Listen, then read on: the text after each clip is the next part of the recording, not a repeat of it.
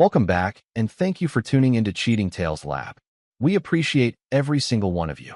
We'd love to know, what part of the world are you watching from right now? Let us know in the comments. Now, let's dive into today's story. Chapter 1, Shattered Reality. Wade Harmon adjusted his tie as he scanned the Chicago skyline from the 43rd floor conference room. His presentation materials were arranged on the polished table, each folder aligned at perfect right angles. 6 executives from Meridian Capital sat across from him, their faces betraying nothing as they reviewed his proposal for restructuring their Asian market investments. "You're saying we can anticipate a 17% return?" Martin Chun, the CFO, tapped his pen against Wade's meticulously prepared projection charts. "Conservative estimate," Wade replied, leaning forward. "The portfolio diversification strategy I've outlined minimizes exposure to market volatility while..." His phone vibrated in his pocket. Wade ignored it. This deal would cement his position at Blackstone Financial Partners. 3 years of groundwork, countless late nights away from Trevor and Zoe, all culminating in this meeting. The phone buzzed again, then a third time. "Excuse me," Wade said, glancing at the screen. "For missed calls from Oak Ridge Elementary School." A cold weight settled in his stomach. "I need to take this." Wade stepped into the hallway, the CFO's disappointed frown burning into his back. "Mr. Harmon." Principal Garcia's voice was tight with concern. "I've been trying to reach you. I'm in the middle of a meeting. Is there a problem with one of my children?" A pause. "Mr. Harmon, your wife hasn't picked up your children in 3 days." Wade's vision narrowed to a pinpoint. "That's impossible. My wife is with them. I'm in Chicago on business. No one has picked up Trevor or Zoe since Tuesday afternoon. They've been staying with our office administrator. I've alerted the authorities." The world seemed to tilt beneath Wade's feet. "I don't understand. Has anyone tried reaching Natalie?" "Multiple times. All calls go to voicemail. Officers are conducting a welfare check at your home." Wade checked his watch, 11:17 a.m. "I'll be on the next flight. Please tell my children I'm coming."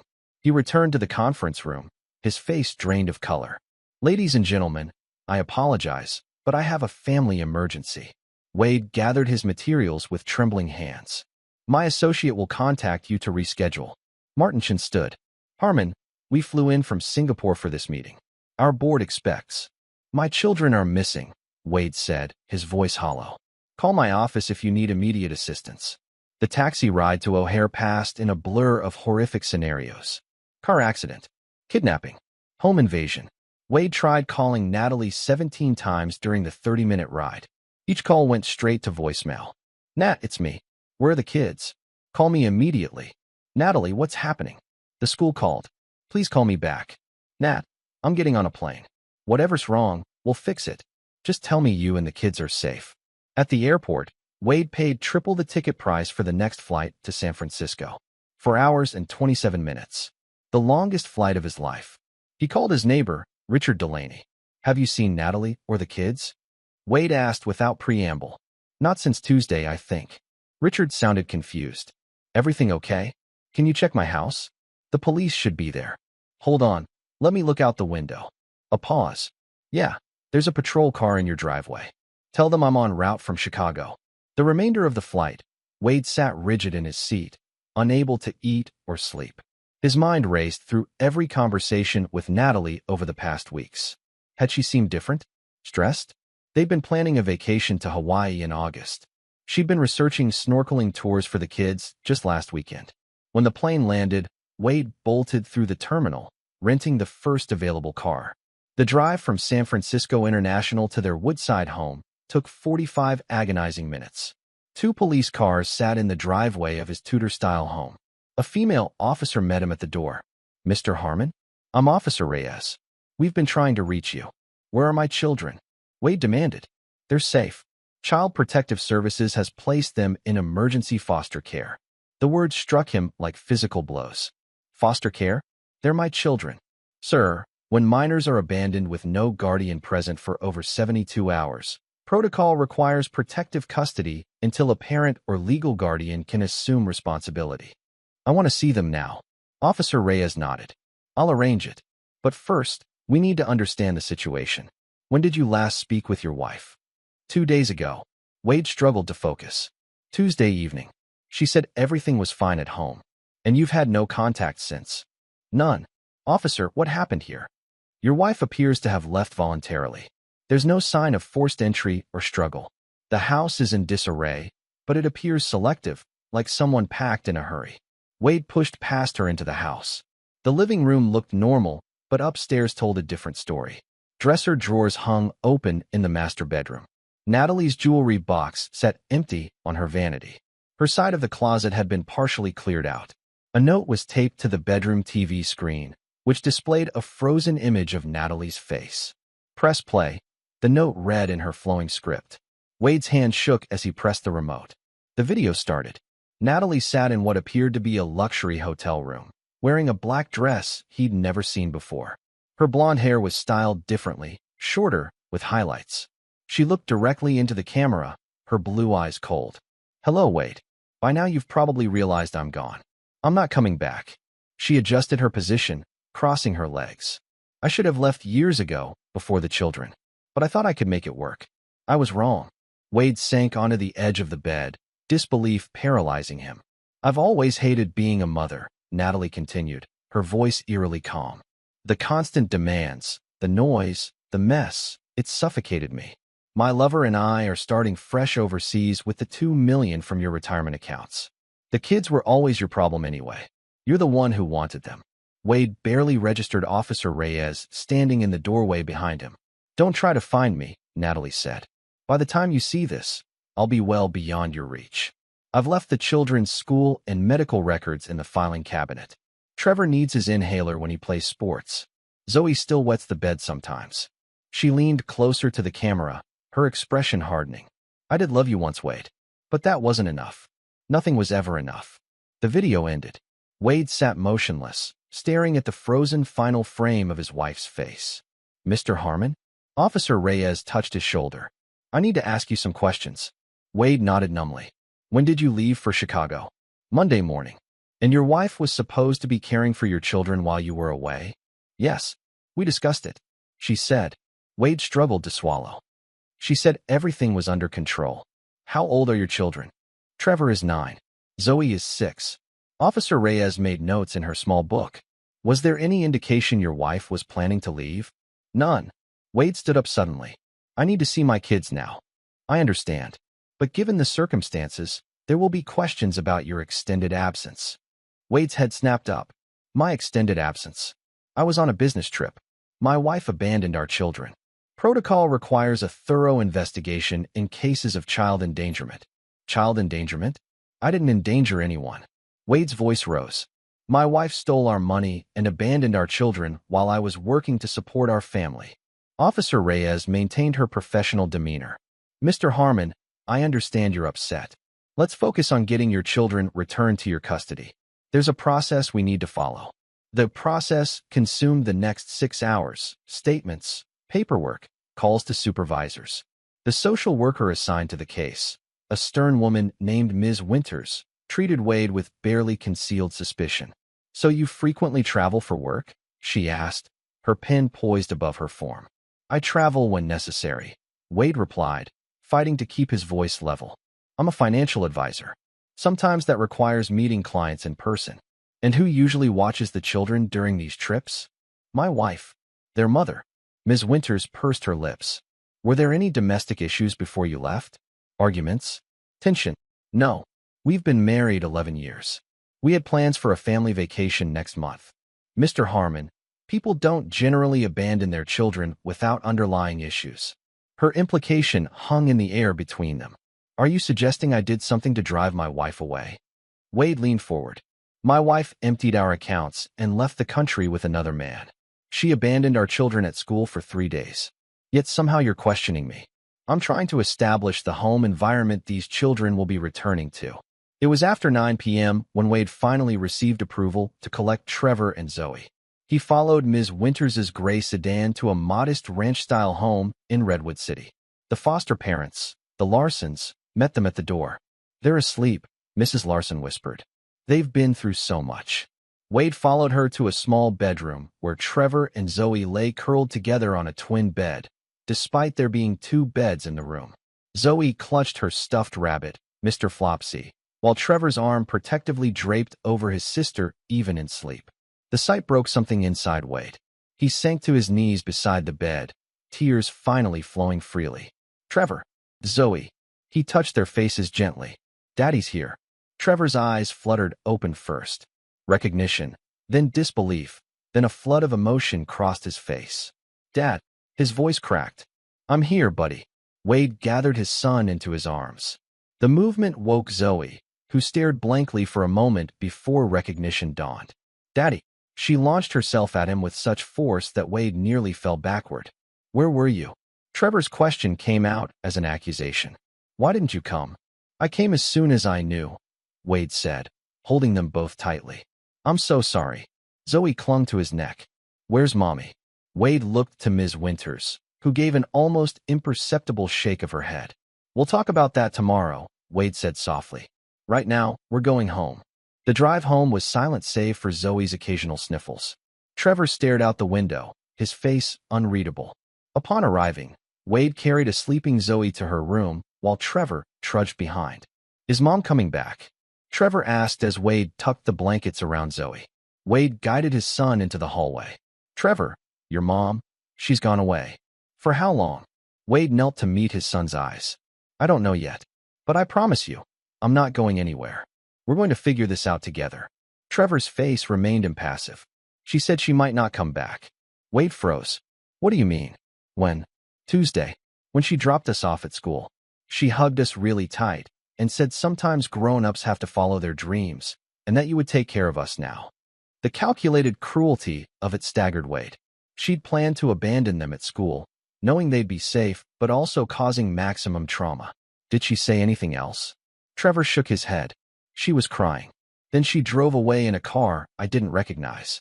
A man was driving. Wade guided Trevor to his room, helping him into bed despite the boy's protests that he wasn't tired.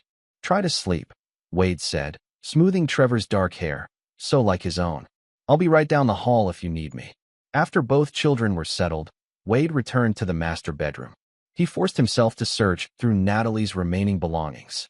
In her desk, he found a folder containing bank statements he'd never seen before, accounts in her name only.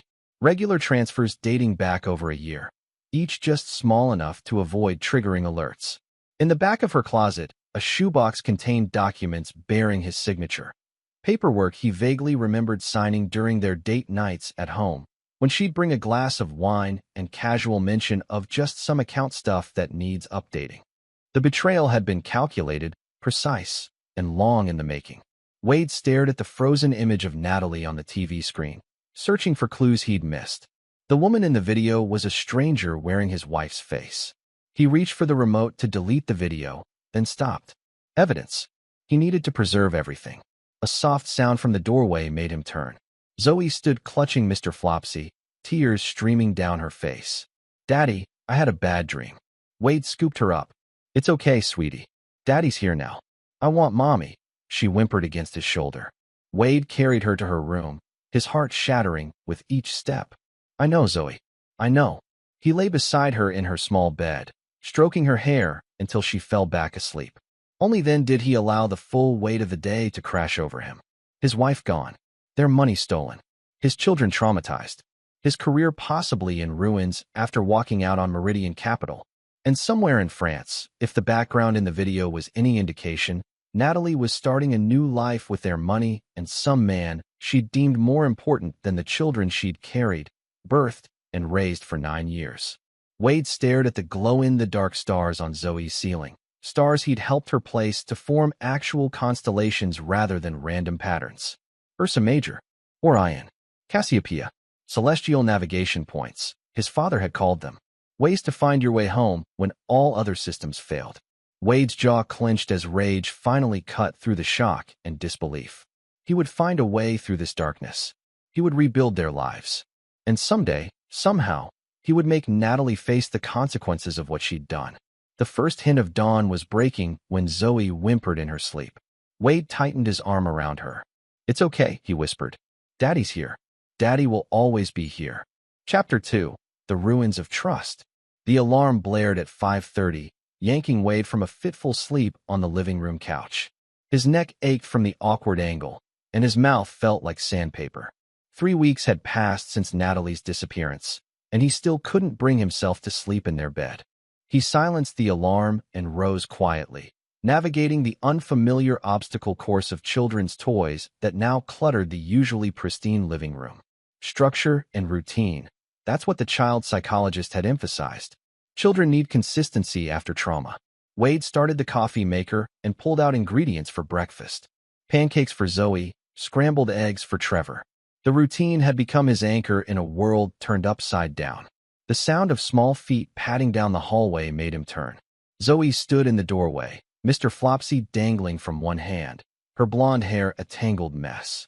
"Is today a school day?" she asked, rubbing her eyes. "Yes, sweetie. Did you sleep okay?" She shook her head, bottom lip trembling. "I wanted to check if you were still here." The words pierced Wade's heart. "Come here." He knelt and opened his arms. Zoe ran to him, burying her face against his shoulder. "I'm not going anywhere, remember? We talked about this." "Mommy said that too," Zoe whispered. Wade had no answer for that. Instead, he lifted her onto a kitchen stool and placed a glass of orange juice in front of her. "Want to help me make pancakes?" Zoe nodded, wiping her nose with the back of her hand. "Go wake your brother first," Wade said. 15 minutes until breakfast. As Zoe scampered off, Wade checked his phone. 3 missed calls from Lynn, his boss. 2 from the children's school counselor. 1 from an unknown number. He'd return them after dropping the kids at school.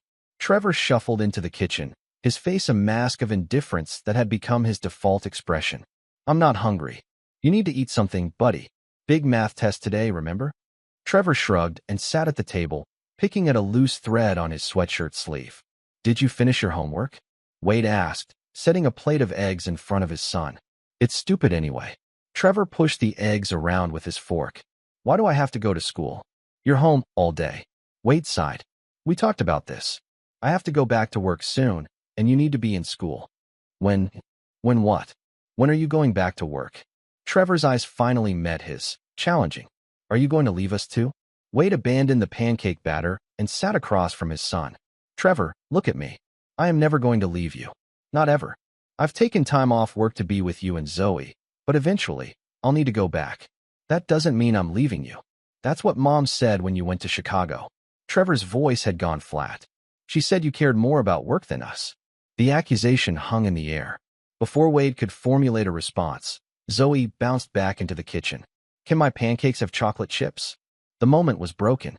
Wade forced a smile. "Sure thing, princess. Let me find them." Breakfast passed in strained silence punctuated by Zoe's chatter. After clearing the plates, Wade supervised teeth brushing and backpack packing, then loaded both children into his car for the drive to Oak Ridge Elementary. "Remember, Ms. Winters is coming for another home visit today," Wade reminded them at drop-off. "So come straight to the office after school, and I'll pick you up." Trevor nodded without looking at him. Zoe clung to Wade's leg. "Do I have to go?" she whispered. Wade crouched to her level. "Yes, but I'll be right here at 3 o'clock. I promise." "Pinky promise?" She held out her tiny finger. "Pinky promise." Wade linked his finger with hers, then kissed her forehead. "Be brave, Zoe Bear." He watched them walk into the school, Zoe glancing back 3 times before disappearing through the doors. Only then did Wade return to his car and allow himself a moment of unguarded emotion, pressing his forehead against the steering wheel as he took several deep breaths. The shopping list on his phone reminded him of the day's errands. Groceries first, then the bank to discuss the mortgage situation, then home to clean before Ms. Winters arrived. At the supermarket, Wade moved through the aisles, consulting the meal plan he'd created based on the children's preferences. Chicken nuggets, mac and cheese, apple slices with peanut butter, food Zoe would actually eat. Turkey sandwiches and string cheese for Trevor's lunch. At the checkout, Wade's credit card declined. He tried another. Declined again. "Sorry," he mumbled to the cashier, a teenage boy who looked thoroughly bored. "Let me try one more." The third card worked, but just barely. The balance remaining made Wade's stomach knot with anxiety. On the drive home, he called the customer service numbers for the declined cards. "I'm sorry, Mr. Harmon, but this account was closed on April 17th, the first representative informed him. "That's impossible. I didn't close it. The request came through our online portal using your login credentials and was verified with your security questions." Wade's grip tightened on the steering wheel. My wife has my login information. We need to reopen the account immediately. I'm afraid that's not possible without a joint appearance from both account holders, sir. The second call revealed the same situation. By the time Wade pulled into his driveway, his blood pressure had skyrocketed. Inside, he went straight to his home office and began pulling financial records from the filing cabinet. What he found confirmed his worst fears. Natalie hadn't just taken his retirement funds. She'd systematically dismantled their entire financial life. Health insurance canceled. Credit cards maxed out, then closed. Home equity line of credit drained to its limit. Loans taken out in his name using forged signatures. He was ruined. The doorbell interrupted his spiraling thoughts. Wade glanced at his watch, 11:30 a.m. Ms. Winters wasn't due until 4. He ran a hand through his disheveled hair and opened the door to find a woman in her early 40s with chin-length brown hair and sharp green eyes. Mr. Harmon? I'm Christine Delacruz. She offered her hand. I was Natalie's friend. Wade stared at her for a moment before recognition dawned. Right. The interior designer. You worked on the Morgan's house down the street. May I come in? I think we should talk. Wade hesitated, then stepped aside. Christine entered, her gaze sweeping the living room with its scattered toys and breakfast dishes still on the coffee table. Sorry about the mess, Wade said automatically. Please, don't apologize. She sat on the edge of the sofa. I can only imagine what you're going through. Wade remained standing, arms crossed. What can I do for you, Ms. Delacruz? Christine, please. She placed her purse beside her. I've been trying to process what Natalie did. It doesn't make sense. Tell me about it, Wade muttered. No, I mean it really doesn't align with the Natalie I knew. Christine leaned forward. We've been friends for 5 years. She adored those children. Wade laughed without humor. Apparently not. Something changed about 8 months ago, Christine continued. She became secretive, distracted. I assumed it was just stress. She mentioned you were working a lot, traveling more. Wade felt a familiar flare of defensive anger. My job requires travel sometimes. We discussed it before I took the position. I'm not judging you, Christine said quickly.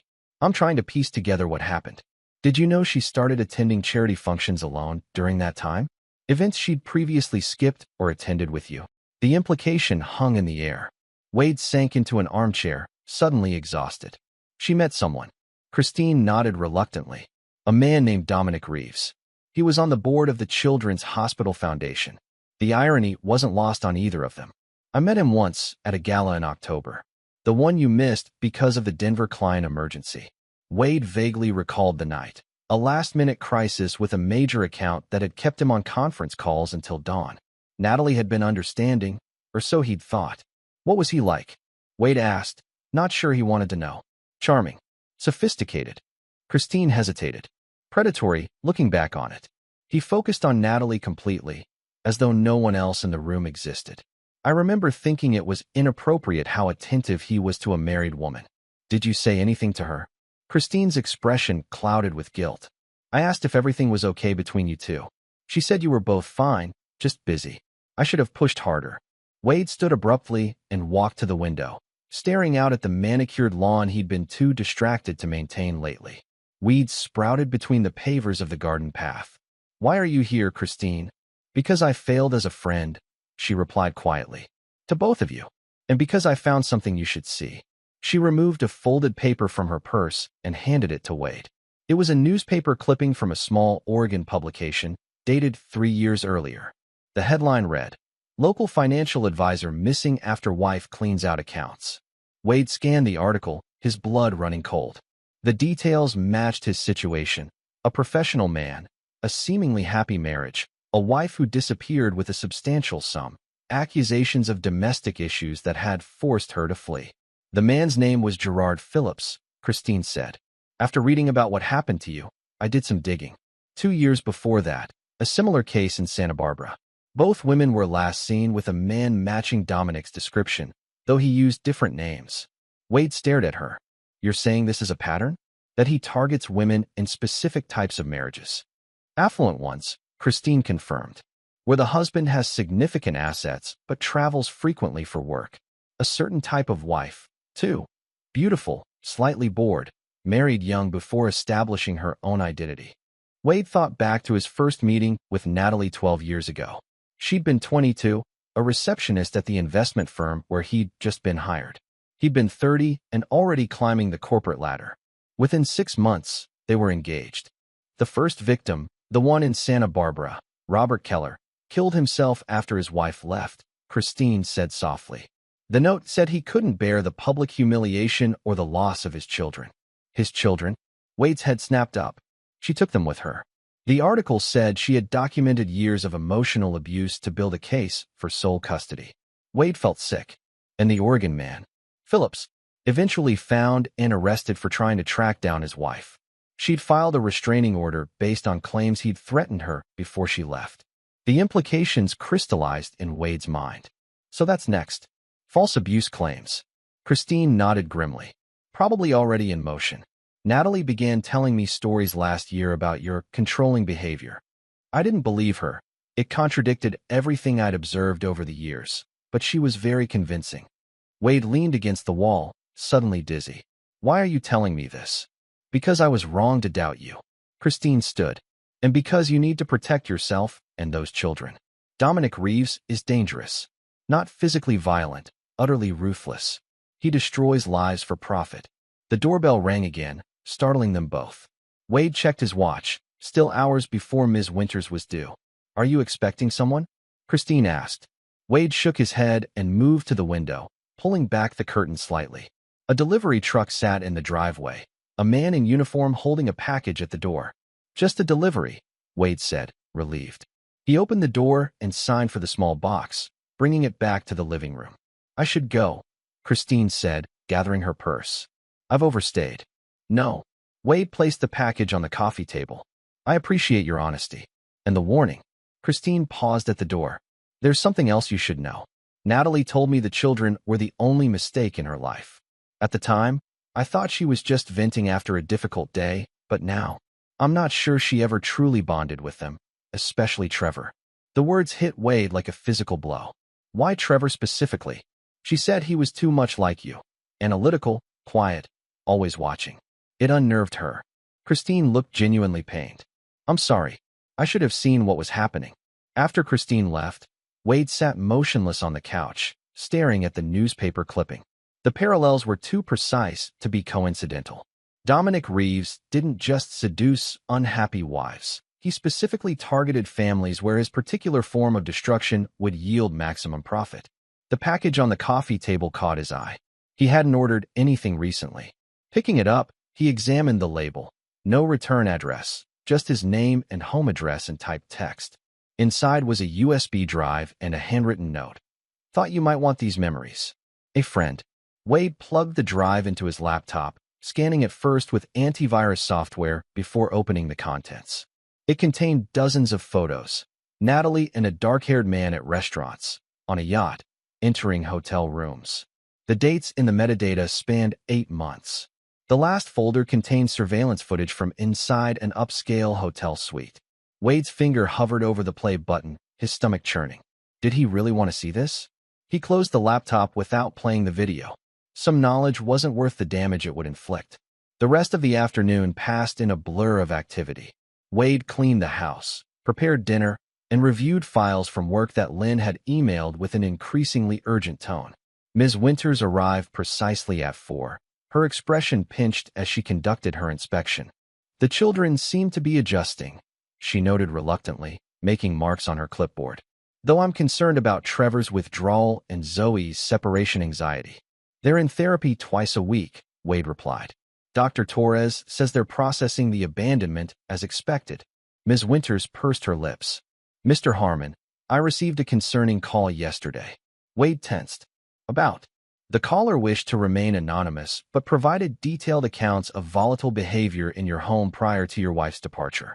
Allegations of controlling patterns, verbal intimidation, financial restrictions. There it was, the next phase of Natalie's plan, right on schedule. That's categorically false, Wade said evenly. My wife left with a man she'd been seeing for months. She emptied our accounts and abandoned our children while I was on a business trip. The caller suggested your frequent absences were a form of emotional abandonment that drove your wife to desperate measures. Wade's patience snapped.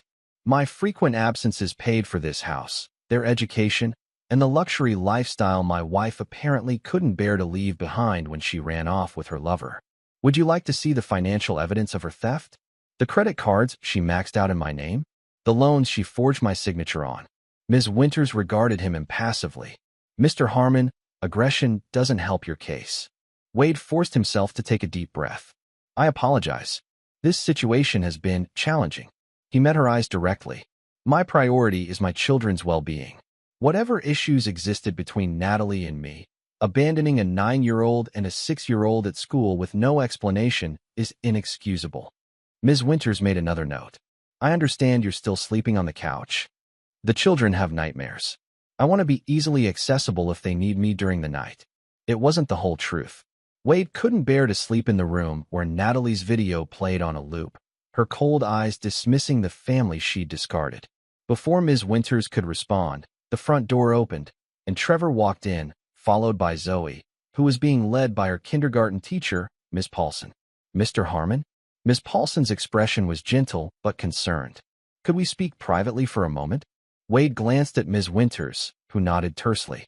The children and I will wait in the kitchen. Once they were alone, Ms. Paulson spoke in hushed tones. There was an incident today. Zoe had an accident during story time. Wade's brow furrowed. An accident? She wet herself, Ms. Paulson clarified. Apparently, the substitute teacher at lunch didn't allow her to call you as she usually does. By afternoon, she became extremely anxious and couldn't make it to the bathroom in time. Wade closed his eyes briefly. I see. The other children were unkind. You know how kindergartners can be. Was she very upset? Ms. Paulson hesitated. She refused to speak afterward. Just sat holding that rabbit of hers until dismissal. I thought you should know. After thanking Ms. Paulson and seeing her out, Wade returned to the kitchen where Ms. Winters was attempting to engage Trevor in conversation. The boy sat stonily at the table, answering in monosyllables. Zoe ran to Wade the moment he appeared, wrapping her arms around his legs. Can we have pizza for dinner? She asked, her voice higher than usual, a sign of stress Wade had come to recognize. Sure, Zoe Bear. He stroked her hair, noticing she'd changed into her spare clothes kept in her cubby. Ms. Winters gathered her materials. I'll be following up next week, Mr. Harmon. In the meantime, please continue the therapy sessions as scheduled. After she left, Wade knelt beside Zoe. Ms. Paulson told me what happened at school. Do you want to talk about it? Zoe's lower lip trembled. Maddie said only babies wet their pants. That wasn't very kind of Maddie. I needed to hear your voice, Zoe whispered. Like you promised. But Ms. Johnson said I couldn't call you because it wasn't an emergency. A tear slid down her cheek. I tried to be brave. Wade gathered her into his arms. You are brave, Zoe. So brave. Trevor, who had been silently observing, abruptly stood up. I have homework. He stalked off to his room, slamming the door behind him. Wade ordered pizza as promised, then helped Zoe with her simple kindergarten worksheet while attempting to coax Trevor from his room. The boy emerged only for dinner, eating mechanically before returning to his self-imposed isolation. After tucking Zoe in with extra assurances that he'd be just down the hall all night, Wade knocked softly on Trevor's door. Homework done? He asked, poking his head in. Trevor lay on his bed, a book open beside him. Yeah. Wade sat on the edge of the bed. Want to talk about school today? No. Okay. How about we watch a movie this weekend? Your choice. Trevor shrugged. Whatever. Wade studied his son's profile, so like his own, people often remarked on it. The same determined jaw, the same intense dark eyes. But there was something new there now, a hardness that no 9-year-old should possess. Trevor, I know this is hard. I miss Mom too. No, you don't. Trevor's voice was cold. You're glad she's gone. The accusation struck Wade silent for a moment. Why would you think that? Because you're not looking for her. Trevor finally turned to face him. If you really wanted her back, you'd be trying to find her. Wade chose his words carefully. Your mother made a choice, Trevor. She decided to leave. I can't force her to come back. You didn't even try? Trevor sat up, his face flushed with anger. You just let her go. It's not that simple. I heard Ryan Feldman's parents talking at pickup yesterday. Trevor continued, his voice rising. They said Mom left because you worked too much and never paid attention to us. They said you drove her away. Wade fought to keep his own anger in check. That's not true, Trevor. Your mother and I had problems, but I never stopped caring for our family. Sometimes adults make choices that hurt the people they're supposed to protect. That's what your mother did. If you cared, you wouldn't have gone to Chicago. Trevor hurled the book across the room. It hit the wall with a thud. You left first. You always leave. The outburst hung in the air between them. Wade reached for his son, but Trevor jerked away, turning his face to the wall. Get out, he whispered. Just get out. Wade stood, his heart breaking all over again. I love you, Trevor. Nothing will ever change that. There was no response. Wade quietly closed the door and made his way downstairs to the couch that had become his bed. He pulled out his phone and opened the email from Lynn, skimming the increasingly concerned messages about client accounts he'd been neglecting. The phone rang in his hand, his colleague, Mike DeSantos. Harmon, where the hell have you been? Lynn's about to have an aneurysm. Wade rubbed his eyes. Family crisis. I emailed her. Yeah, 3 weeks ago. Look, man, I'm sympathetic, but Meridian Capital is threatening to pull their accounts. Lynn needs you on a call tomorrow morning, or she'll have to reassign your portfolio. I can't just. Wade. Mike's voice softened. I get it. I heard about Natalie. That's beyond rough. But the firm can't carry you indefinitely. We've covered as much as we can. Wade stared at the ceiling, the weight of competing responsibilities crushing him. What time is the call? 9 a.m. I've sent the briefing materials to your email. After hanging up, Wade opened his laptop, forcing himself to focus on the financial documents. The numbers swam before his eyes, meaningless in the face of his personal catastrophe. Upstairs, a small cry pierced the silence. Zoe's voice drifted down the stairs. Daddy. Wade closed the laptop. Work would have to wait. His children needed him now. Coming, Zoe Bear, he called, climbing the stairs. Daddy's right here. Chapter 3, The Decision. For months after Natalie's disappearance, Wade sat at the kitchen table surrounded by past due notices. The mortgage was 2 months behind. Blackstone Financial had placed him on unpaid leave after he'd botched the second attempt at the Meridian Capital presentation. The children's therapy sessions, not covered by insurance since Natalie had canceled their policy, cost $400 weekly. He'd sold his Audi and was now driving a 10-year-old Honda. The Rolex Natalie had given him on their 10th anniversary, paid for, he now realized, with his own money, had fetched enough to cover last month's mortgage. Wade's laptop chimed with an incoming email. He almost ignored it, assuming it was another creditor. The sender stopped him cold, natalieharmon@gmail.com.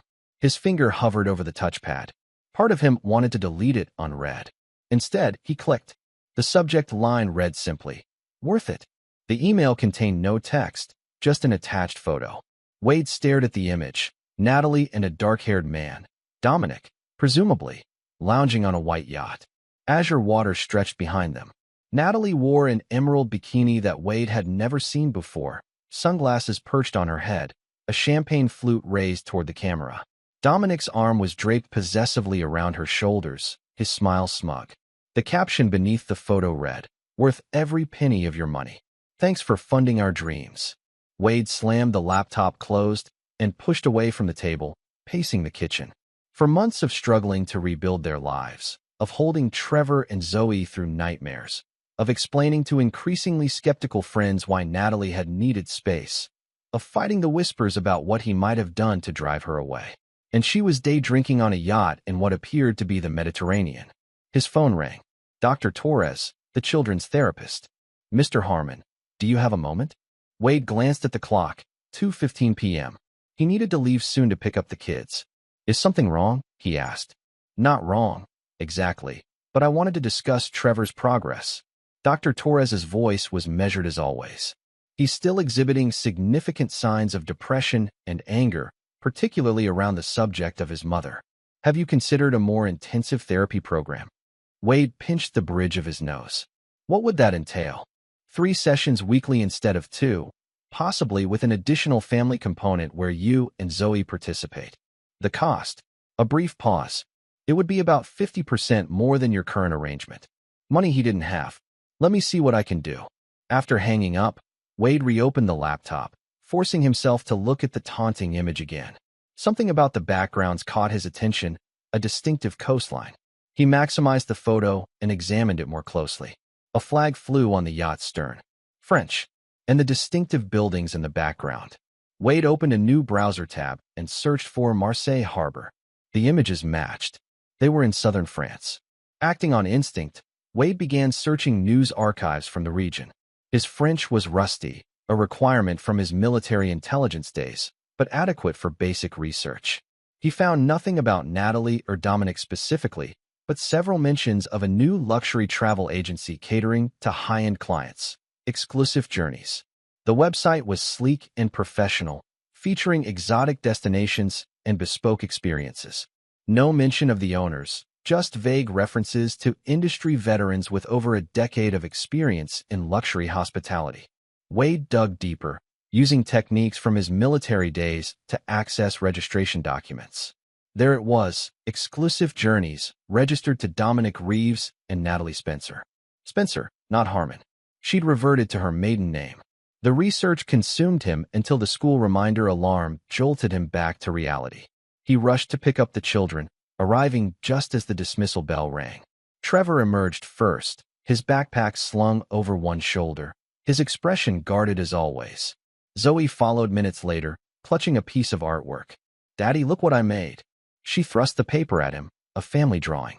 3 stick figures, a tall one labeled Dad, a medium one labeled Trevor, and a small one labeled me. No mother figure. "It's beautiful, Zoe Bear." Wade knelt to her level. "Should we hang it on the refrigerator?" She nodded eagerly, then glanced at Trevor, who was already walking toward the parking lot. "Trevor got in trouble today," she whispered loudly. Wade stood. "What happened?" Zoe shrugged dramatically. "He punched Jason Mercer at recess. Ms. Garcia took him to her office." Wade caught up to Trevor, who had reached the car and stood waiting impassively. "Want to tell me what happened today?" Wade asked, unlocking the doors. Trevor slid into the back seat without answering. Wade helped Zoe with her booster seat, then got in and turned to face his son. "Trevor, we need to talk about this." "No, we don't." Trevor stared out the window. "It's handled. I have detention tomorrow. Hitting another student isn't acceptable, no matter what happened." Trevor's gaze snapped to Wade's. "He said Mom left because I'm weird. That she didn't want to be around me anymore." His voice cracked slightly. "So I hit him." Wade felt a surge of protective rage, quickly followed by helplessness. How could he admonish Trevor for defending himself against such a cruel statement, especially when the wounds were still so raw? "Violence isn't the solution," Wade said finally. "But I understand why you were upset. What Jason said was cruel and untrue." "How do you know it's untrue?" Trevor challenged. "She left. She doesn't call. She doesn't care." Wade had no adequate response. They drove home in silence, broken only by Zoe's occasional comments about her day. At home, Wade supervised homework while preparing dinner. Pasta with Jared sauce, the kind of simple meal that had become their staple as his culinary skills remained basic. After dinner, while the children watched a movie, Wade returned to his research. The more he dug into Dominic Reeves, the more disturbing the pattern became. Using specialized search tools left over from his intelligence work, Wade uncovered newspaper articles about 2 families Dominic had previously destroyed. The first, Robert Keller of Santa Barbara, had indeed committed suicide after his wife left with both their money and their children. Court records showed she had constructed an elaborate fiction about emotional abuse, complete with statements from witnesses who later couldn't be located for the wrongful death suit filed by Keller's parents. The second victim, Gerard Phillips of Bend, Oregon, had been arrested for violating a restraining order after attempting to confront his wife at a restaurant where she was dining with Dominic. Phillips had lost his accounting practice, his reputation, and eventually his home. A recent article mentioned him living in his car while working as a delivery driver. Each case followed the same pattern: a successful professional man with significant assets, a wife who felt overlooked or underappreciated, a calculated seduction by Dominic, and a devastatingly comprehensive financial and reputational destruction. The doorbell interrupted Wade's research. He glanced at the clock, 7:45 p.m. They weren't expecting anyone. Christine Delacruz stood on the porch, her expression grim. "May I come in?" Wade ushered her inside. "The kids are watching a movie in the den." Christine nodded, following him to the kitchen. "I won't stay long. I just thought you should know what Natalie's been saying." Wade braced himself. "More abuse allegations?" "Worse." Christine sank into a chair. She's contacted several of our mutual friends claiming you were controlling and emotionally abusive throughout your marriage. She's painting herself as a domestic violence survivor who escaped with the children's best interests at heart. Wade stared at her. The children are here. With me. She's saying you manipulated the authorities into giving you custody because of your military background and connections. That the children are in danger, but she can't return to help them because she fears for her safety. The calculated malice of it staggered Wade. And people believe this. Christine's expression was pained. Some do, especially those who only knew you casually. Natalie was always charming, always the perfect mother in public. What about the fact that she abandoned our children at school for 3 days? Wade's voice rose despite his effort to control it. What about the video she left gloating about taking my money? She's saying you fabricated that she left the children with a neighbor who was supposed to take them to school, but must have forgotten. That you manipulated the evidence to gain sympathy and custody. Wade pressed his palms against his eyes. The scope of Natalie's deception was breathtaking. Every defense he could offer had been preemptively undermined. There's more, Christine said quietly. She's filing for divorce. The papers are being drawn up by a law firm in Marseille. She's seeking alimony and child support, claiming the children are with you temporarily while she establishes a safe home for them abroad. Wade's laugh was hollow. She abandoned them. Stole $2 million. And she wants me to pay her. It's about destroying you completely, Christine said. Dominic's pattern is thorough. He won't stop until you've lost everything. Assets, reputation, and eventually, possibly, the children. Wade's head snapped up. That will never happen. I hope not. Christine stood. But you need to prepare. This is going to get uglier before it's over. After Christine left, Wade returned to the den where Trevor and Zoe were still watching their movie. He stood in the doorway, observing them. Trevor with his serious profile, so like Wade's own, Zoe with her mother's blonde curls, but, thankfully, none of her callousness. What would happen to them if Natalie succeeded in taking them? If they were uprooted again, this time to another country, to live with the woman who had abandoned them and the man who had helped orchestrate their family's destruction? The movie ended, and Zoe noticed him standing there. Daddy, can I have ice cream? Not tonight, sweetie. It's almost bedtime. Zoe pouted but didn't argue. The fight had gone out of her these past months, replaced by a persistent anxiety that manifested in her reluctance to let Wade out of her sight and frequent physical complaints, stomachaches, headaches, mysterious pains that Dr. Torres attributed to emotional distress. Teeth brushing time, Wade announced. Trevor, can you help Zoe while I clean up down here? Trevor nodded, taking his sister's hand. Come on, Zoe. Race you upstairs. Their footsteps thundered on the stairs, a rare moment of normalcy that made Wade's throat tighten. He gathered dishes from the coffee table, his mind racing. Christine's warning echoed in his thoughts. This wouldn't end until he'd lost everything.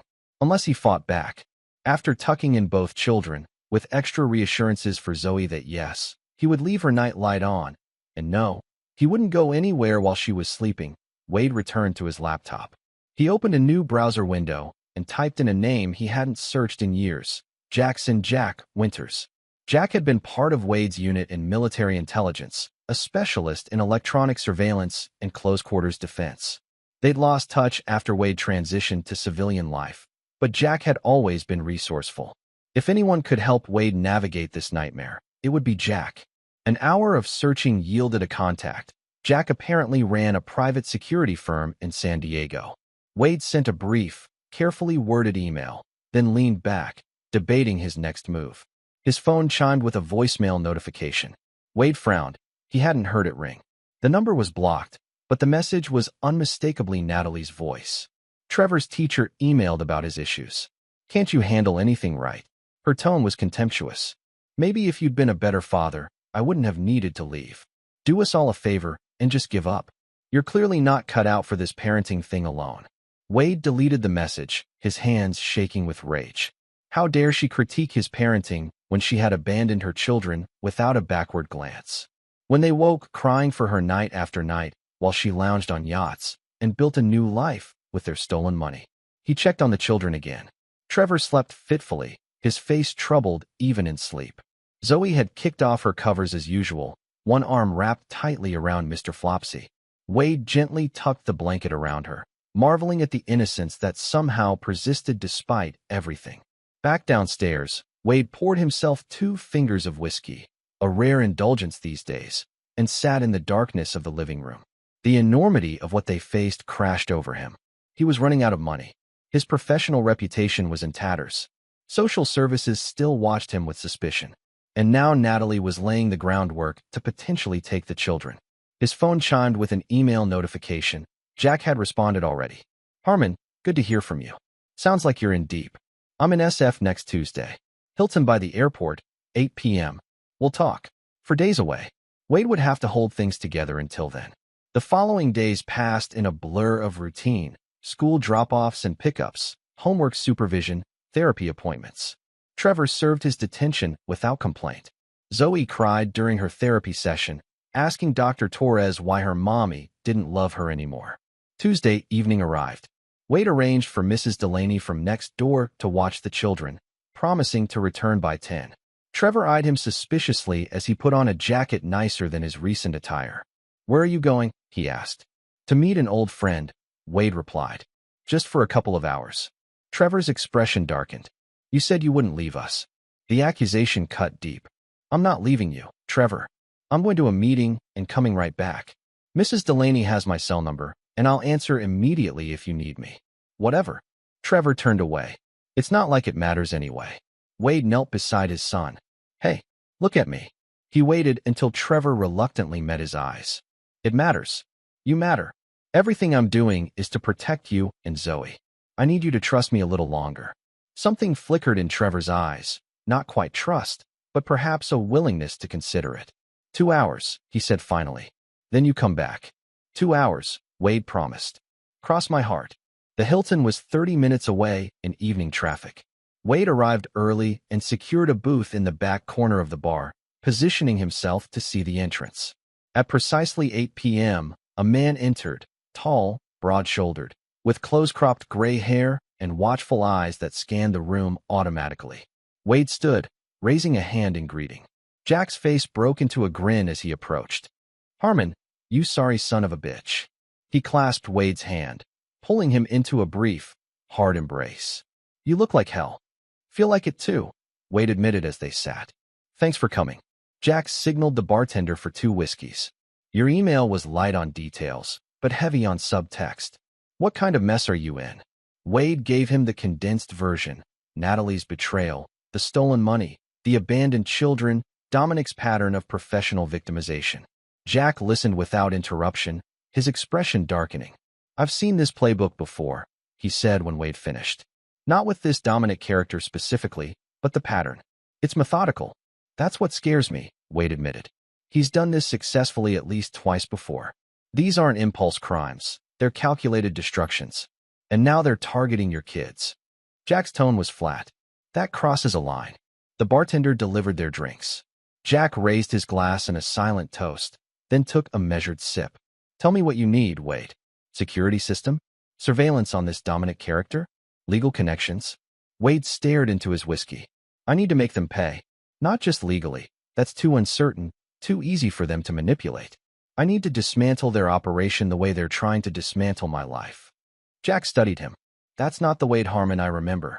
That guy played by the rules, trusted the system. That guy didn't have 2 traumatized children depending on him for survival. Wade met Jack's gaze. That guy hadn't watched his 9-year-old son turn into a silent ghost of himself, or held his 6-year-old daughter through night terrors where she screams for a mother who never cared about her. Jack nodded slowly. What exactly did you do in the 83rd Tactical Intelligence Company, Wade? It was an odd question. Jack knew perfectly well what Wade's role had been. Unless, I specialized in target acquisition and asset development, Wade replied carefully. Non-traditional approaches to high-value situations. Meaning I identified vulnerabilities in seemingly secure systems and exploited them to extract valuable information or influence outcomes. Jack smiled slightly. In other words, you were a wolf in sheep's clothing. The quiet analyst who could dismantle an enemy's entire operational structure without them realizing you were in the room. Wade hadn't thought of his military work in those terms for years. He deliberately buried that part of himself when he transitioned to civilian life, believing it had no place in the world of finance and family he'd chosen. That was a lifetime ago, he said. Maybe. Jack leaned forward. Or maybe that's exactly who you need to be right now. They talked for another hour, discussing options, resources, potential approaches. Jack offered connections, legal, financial, surveillance. By the time they parted, Wade had the beginnings of a plan forming. Remember the first rule of asymmetric warfare, Jack said as they stood to leave. When your opponent has superior resources or position, change the battlefield. Make them fight where you're strongest. Wade nodded. Thanks, Jack. I mean it. No thanks needed. Jack clasped his shoulder. Some fights are worth having. This is one of them. Wade arrived home at 9:45, 15 minutes earlier than promised. Mrs. Delaney reported that both children had been well behaved, though Trevor had checked the clock repeatedly. He's worried you won't come back, she said quietly at the door. Poor child. After what his mother did. Wade thanked her and went upstairs to check on the children. Zoe was sound asleep, her breathing deep and even. Trevor, however, sat up in bed, a book open on his lap though the room was too dark to read. You came back, he said as Wade entered. I promised I would. Wade sat on the edge of the bed. Want to talk about what's bothering you? Trevor closed his book. Are they going to take us away from you? The question caught Wade off guard. Who? The social worker lady. I heard you talking to Dr. Torres. They think you're not doing a good job. Wade chose his words carefully. Some people don't understand our situation.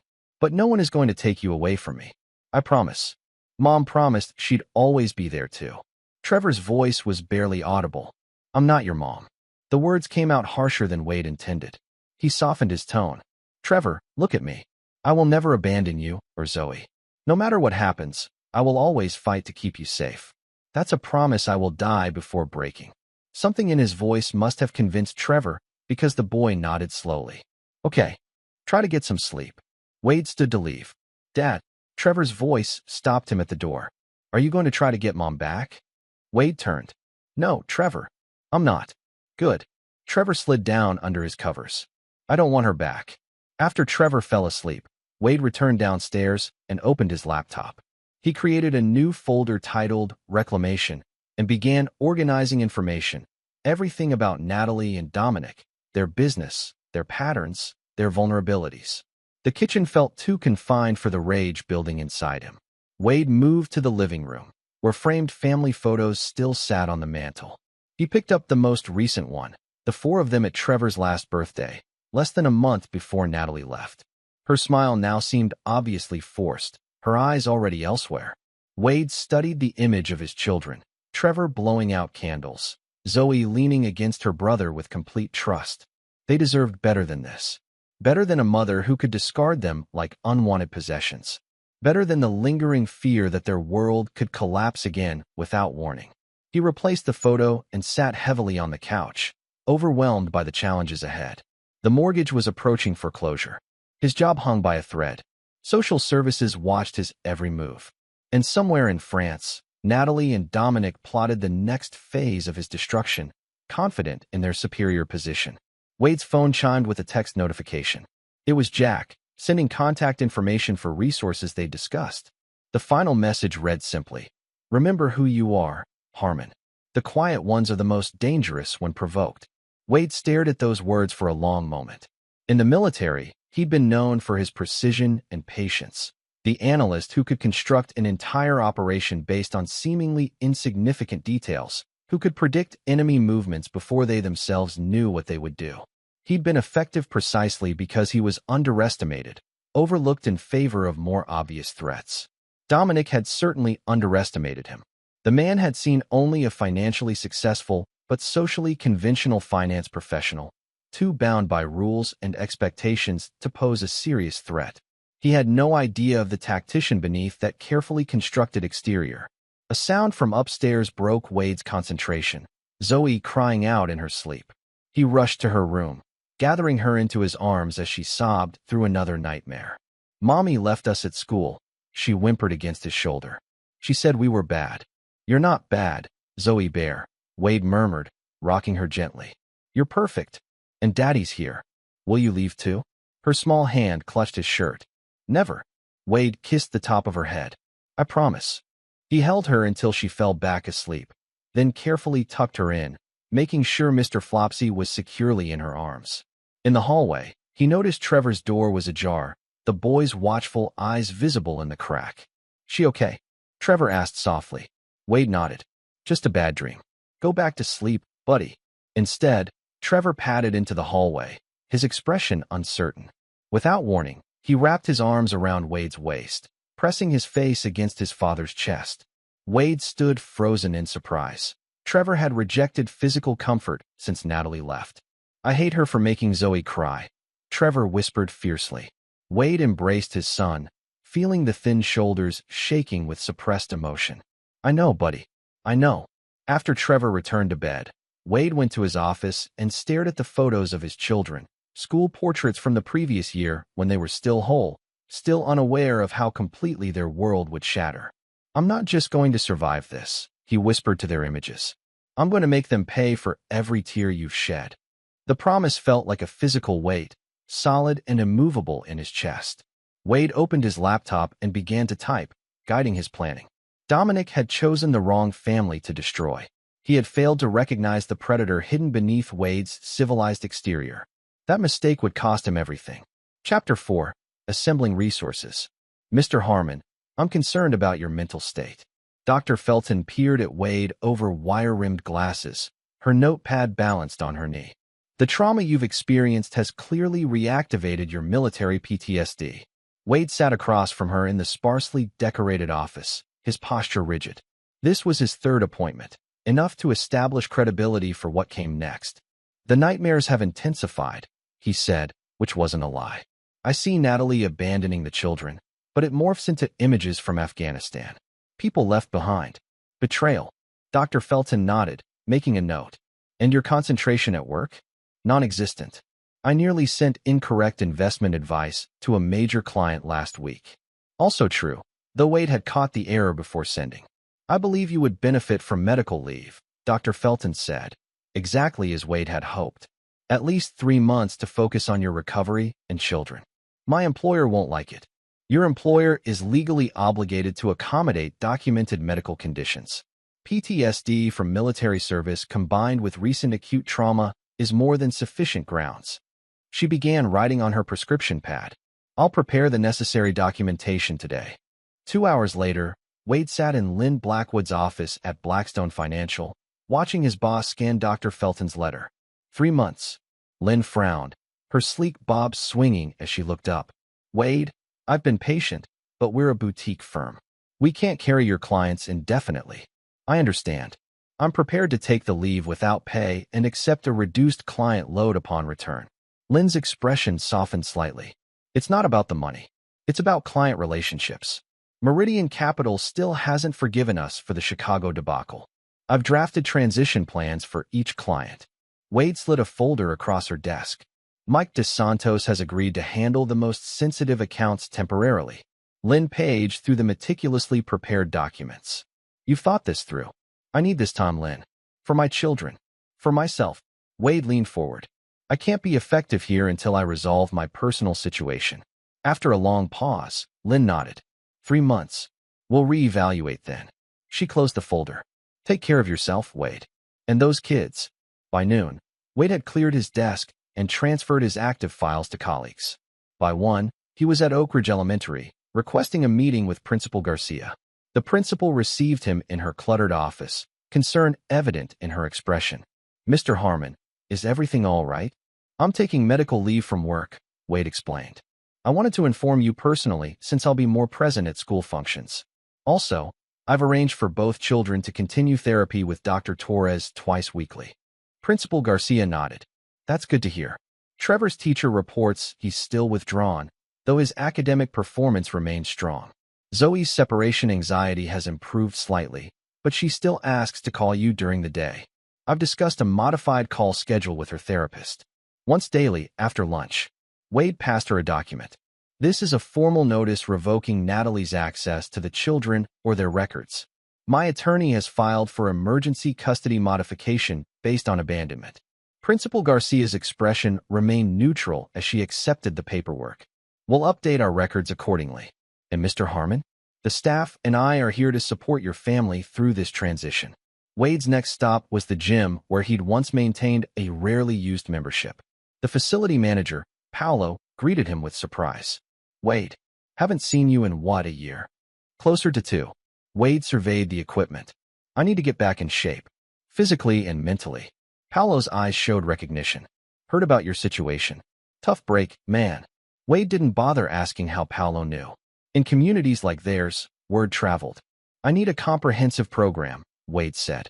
Strength, endurance, flexibility, and a trainer who won't ask personal questions. Paolo nodded. I've got just the person. Former Marine, keeps to himself. Marcus trains clients at 5 a.m. before the morning crowd. Perfect. I'll start tomorrow. The following morning, Wade rose at 4:30 a.m., careful not to wake the children. He found Mrs. Delaney already waiting in the kitchen. They'd arranged for her to stay whenever Wade needed to be out early. They're still asleep, she whispered. Go do what you need to. We'll be fine. The gym was nearly empty when Wade arrived. Marcus, a compact man with close-cropped hair and watchful eyes, assessed Wade without speaking, then nodded once. Paolo briefed me. Military background. Out of shape. Need to rebuild. That's the overview. Marcus circled Wade, noting his posture. What branch?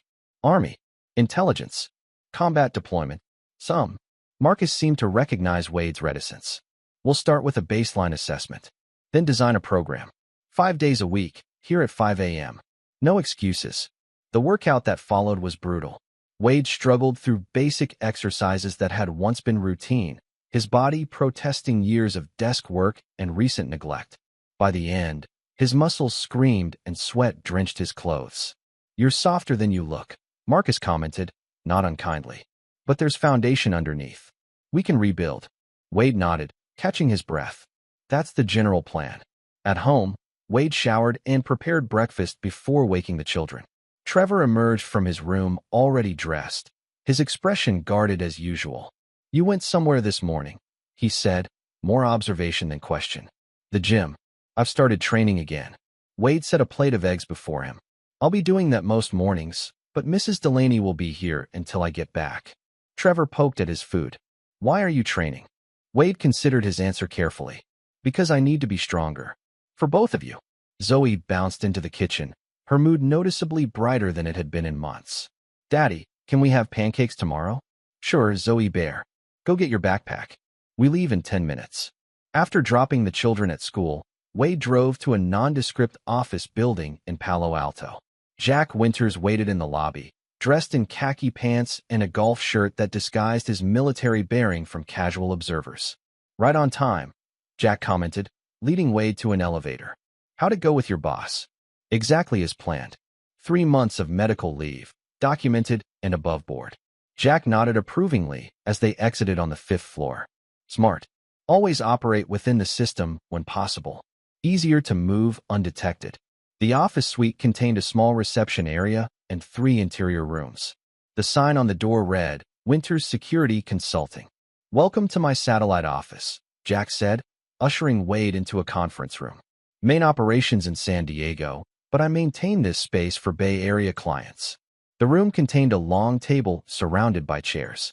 One wall held multiple monitors displaying security feeds from various locations.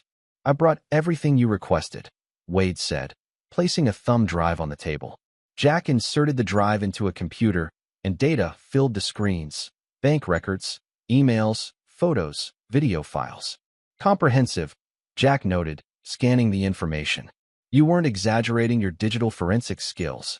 Most people don't secure their personal accounts properly, Wade said. Natalie used the same 3 passwords for everything, and Dominic's digital hygiene isn't much better. Jack navigated through the files, pausing on images of Dominic with various women, including Natalie. Classic predator. Isolate, manipulate, exploit. I need to understand what I'm dealing with, Wade said. Not just Natalie's betrayal, but Dominic's operation. How sophisticated it is. What resources they have. And how dangerous they might become. Jack pulled up records of Dominic's previous victims. The pattern is consistent but escalating. Each operation more ambitious than the last. Wade leaned forward. What does that mean for me? It means they'll fight harder when they realize you're not following the expected script. Jack turned to face him directly. The first victim killed himself. The second tried to fight back conventionally and was destroyed. You're demonstrating resilience they didn't anticipate. So they'll escalate. Almost certainly. Jack pulled up a new window on the computer. Which is why we're upgrading your home security system today. Remote monitoring, motion sensors, cameras with facial recognition. Wade's phone chimed with a text message from an unknown number. He glanced down, then froze. Speak of the devil, he muttered, showing Jack the screen. The message read, enjoying raising those brats alone? Don't get too comfortable. Jack took the phone, connecting it to a device on the table. Burner phone, but we might trace the general location. His fingers moved rapidly over the keyboard. Southern France, as expected. Probably Dominic, not Natalie. The syntax matches his writing patterns. Wade felt cold anger spreading through his chest. They're threatening my children now. They're trying to destabilize you, Jack corrected. Standard psychological pressure. If you react emotionally, you make mistakes. I'm well past emotional reactions, Wade said quietly. Jack studied him for a moment, then nodded. Good. Because we need to move to the next phase. While my team installs your security system, you need to continue your investigation into their current operation. By afternoon, the Harmon house had been transformed into a security fortress, though the changes remained invisible to casual observers. Wade sat at his kitchen table, surrounded by printouts as Jack conducted a final system check. Cameras are online, Jack confirmed. Motion sensors active. The system will alert both my security team and your phone if anything unusual occurs. Wade tapped a document containing business registration information. They've established exclusive journeys as a luxury travel agency in Marseille. Website looks professional, client testimonials seem legitimate. Perfect cover for money laundering, Jack commented. Luxury travel involves large cash transactions, international transfers, and subjective pricing that's difficult to verify. They're using my retirement funds as startup capital. Wade pulled up financial records. But they're burning through it faster than they anticipated. The business isn't yet self-sustaining. Jack peered at the screen. Which gives us an opening. They'll need additional investment soon. Wade nodded. I'm already building an alias. Richard Keller, tech entrepreneur looking to diversify into luxury travel. Solid approach. But this needs to be comprehensive. Digital footprint, verifiable references, background that holds up to scrutiny. Already in progress, Wade confirmed, showing Jack multiple social media profiles and a professional website. Richard Keller sold his cybersecurity startup 2 years ago and has been seeking new investment opportunities. He travels extensively, maintains homes in San Francisco and London, and values privacy. Jack looked impressed. This isn't amateur work. Intelligence operations require attention to detail, Wade replied. I've still got contacts who owe me favors. Their conversation was interrupted by a knock at the door. Wade checked the security camera feed on his phone before opening it. Dr. Abigail Torres stood on the porch, her expression concerned. She was younger than Wade had expected when they first met, early 30s, with curly dark hair pulled back in a practical ponytail and intelligent brown eyes behind simple glasses. Mr. Harmon, she said, thank you for seeing me on short notice. Wade ushered her inside. Of course, Dr. Torres, this is Jack Winters, a friend who's helping with some security upgrades. Dr. Torres nodded to Jack, then turned back to Wade. I wanted to discuss the children's progress in person. Trevor made a concerning statement in our session today. Wade led her to the kitchen table, clearing away the documents. What happened? He said he's afraid someone might take him and Zoe away from you. She set her bag down, extracting a notebook. When I asked why he thought that, he mentioned overhearing a phone conversation where you discussed potential threats. Wade glanced at Jack, who raised an eyebrow. Trevor has exceptional hearing, Wade explained. Always has. Mr. Harmon, Dr. Torres said carefully. I need to understand the actual situation these children are facing. Their recovery depends on stability and truth appropriate to age. Wade hesitated, then decided on honesty. My ex-wife and her partner may attempt to gain custody despite their abandonment. They've also made veiled threats regarding the children. Dr. Torres didn't seem surprised. I suspected something along those lines. The children's anxiety patterns suggest ongoing threats to their security, not just past trauma. I'm taking precautions, Wade assured her.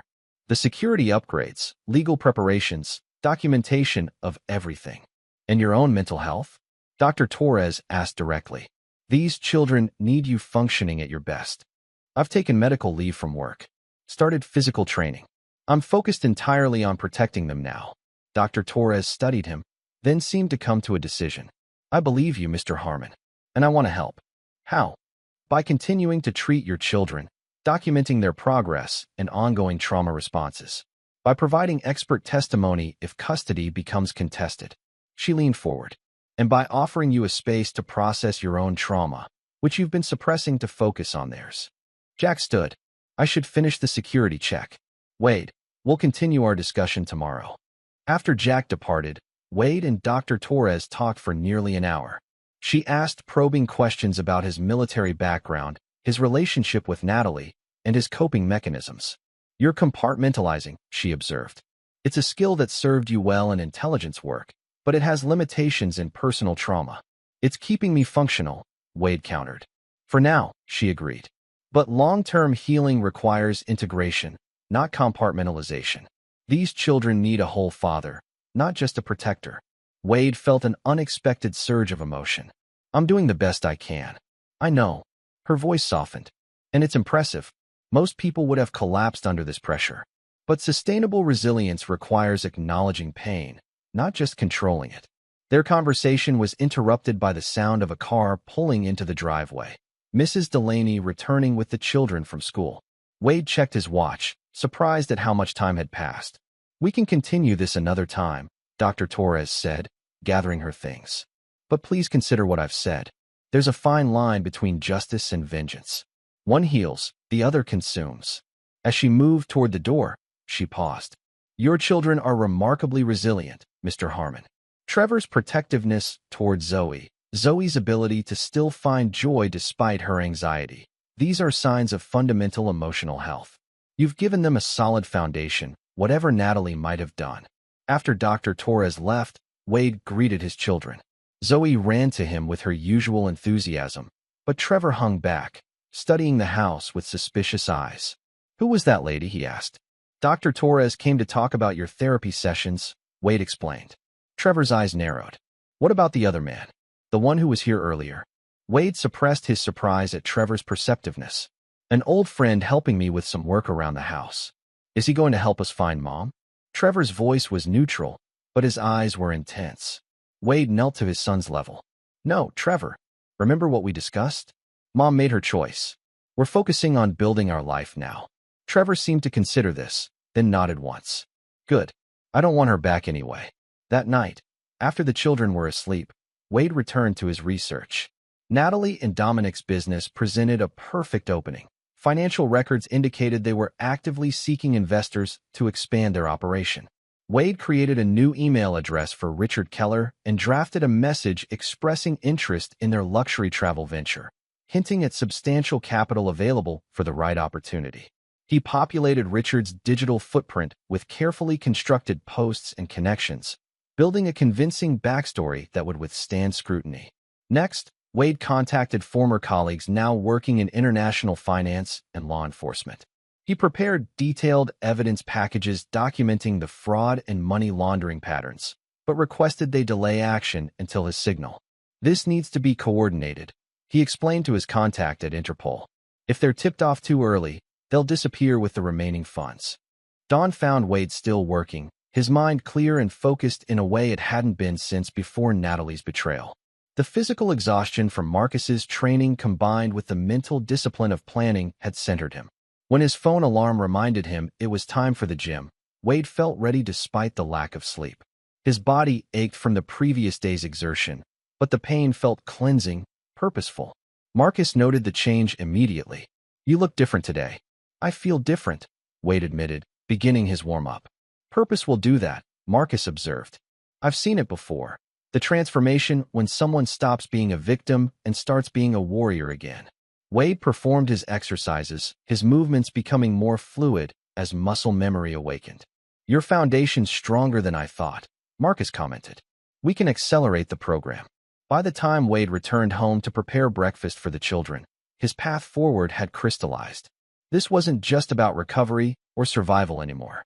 This was preparation for a specific mission, protecting his children and bringing their betrayers to justice. Trevor noticed the change in his father immediately. The boy paused in the kitchen doorway, studying Wade with those perceptive eyes so like his own. "You're different today," he said, echoing Marcus's observation. Wade managed a small smile. "I'm finding my way forward, buddy. One step at a time." Trevor approached cautiously. "Are we going to be okay?" Wade pulled his son into a gentle hug, surprised when Trevor didn't resist. "Yes, Trevor. We're going to be more than okay. I promise." For the first time since Natalie's departure, the promise felt like something Wade could actually fulfill. Chapter 5. Countermoves. Wade woke to the insistent buzz of his phone at 3:17 a.m.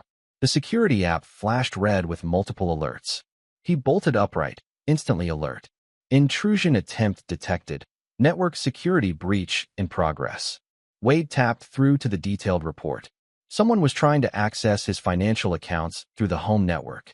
The security system Jack had installed was blocking the attempt while simultaneously tracing its origin. Wade activated the secure communication line to Jack's monitoring center. A response came almost immediately. "We're tracking it," said the technician. "Sophisticated attack, but not top tier. Origin appears to be southern France, bouncing through servers in Eastern Europe." "Natalie and Dominic," Wade confirmed, moving to his laptop. "Most likely. They're trying to access your remaining accounts. The security protocols are holding, but they're persistent." Wade watched the attack unfold in real time, a probing of his digital defenses. "Let them continue for another 2 minutes, then shut it down hard. I want them to know they've been detected." "Understood." Wade used those 2 minutes to access his own monitoring system. 3 weeks earlier, he had managed to plant a small tracking program in Natalie and Dominic's business server through a carefully crafted email attachment. The program had remained dormant until now. As Natalie and Dominic attempted to breach his security, Wade's program activated, sending back valuable data about their systems, communications, and financial records. "Time's up," the technician announced. "Terminating their access now." Wade watched as his security system not only blocked the intrusion, but sent back a counterpulse that would disrupt their connection. A message appeared on his screen: "Data acquisition complete." A small smile crossed Wade's face. While they had been trying to hack him, he had succeeded in hacking them. The new information confirmed what Wade had suspected: Natalie and Dominic were burning through money faster than anticipated. Their business was struggling to attract legitimate high-end clients, and their personal expenses were extravagant. At their current rate, they would exhaust Wade's stolen retirement funds within another 6 months. More concerning was an email exchange between Dominic and a lawyer in Geneva. They were preparing to file for divorce on Natalie's behalf, claiming Wade had been abusive and that she had fled for her safety. The filing would include demands for child support and alimony. Wade forwarded everything to Jack, then checked on the children. Both were sleeping soundly, unaware of the digital battle that had just occurred. He stood in the doorway of Trevor's room, watching his son's chest rise and fall, a fierce protectiveness washing over him. "They won't get near you," he whispered. "Either of you." The following morning, Wade received a call from a lawyer named Malcolm Bennett. The man's voice was smooth, professional, with the faintest hint of condescension. "Mr. Harmon, I'm contacting you regarding divorce proceedings initiated by your wife, Natalie Harmon. I'd like to schedule a time to discuss the terms." Wade's grip tightened on the phone. "My wife abandoned our children at school and stole $2 million from our accounts. There are no terms to discuss." "Mr. Harmon," Bennett's voice cooled further. "Mrs. Harmon has documented a pattern of controlling and emotionally abusive behavior that forced her to leave for her own safety. She's prepared to pursue full custody once she's established a secure living situation." "Is that what she told you?" Wade kept his voice even. "Did she mention the video she left gloating about taking my money? Or how she planned her departure to coincide with my business trip so the children would be left alone?" "These allegations will be addressed in court. In the meantime, Mrs. Harmon is seeking temporary child support of $6,000 monthly and spousal support of $8,000 monthly." Wade almost laughed at the audacity. "Mr. Bennett, I'll be recording all future communications for my attorney. You should know that I've been granted emergency temporary custody based on abandonment, and I'll be seeking permanent sole custody. I suggest you research your client more thoroughly before proceeding. After hanging up, Wade called his own attorney, Victoria Chen. She'd been recommended by Jack as someone who specialized in high-conflict divorces involving international jurisdiction issues. They filed. Wade informed her, forwarding Bennett's contact information, claiming abuse as the reason she fled, seeking substantial support despite having stolen my retirement funds. Victoria's voice was calm, analytical. Standard opening move. They're testing your response, seeing if you'll fold under pressure. I assume you'll handle the legal countermoves. Already in progress. I've filed motions in 3 jurisdictions to freeze assets connected to both Natalie and Dominic. The abandonment documentation is compelling. We'll use it to block any support demands while pursuing fraud charges. Wade glanced at his watch. I have to get the kids to school. But there's one more thing. They tried to hack my accounts last night. Document everything, Victoria advised. Each attempted crime strengthens our position. At Oak Ridge Elementary, Wade watched Trevor and Zoe walk into the building, Zoe turning back twice to wave. They were showing small signs of improvement. Trevor had joined the chess club, and Zoe had made a new friend named Lily. Dr. Torres called these resilience indicators, evidence that despite their trauma, they were finding ways to adapt.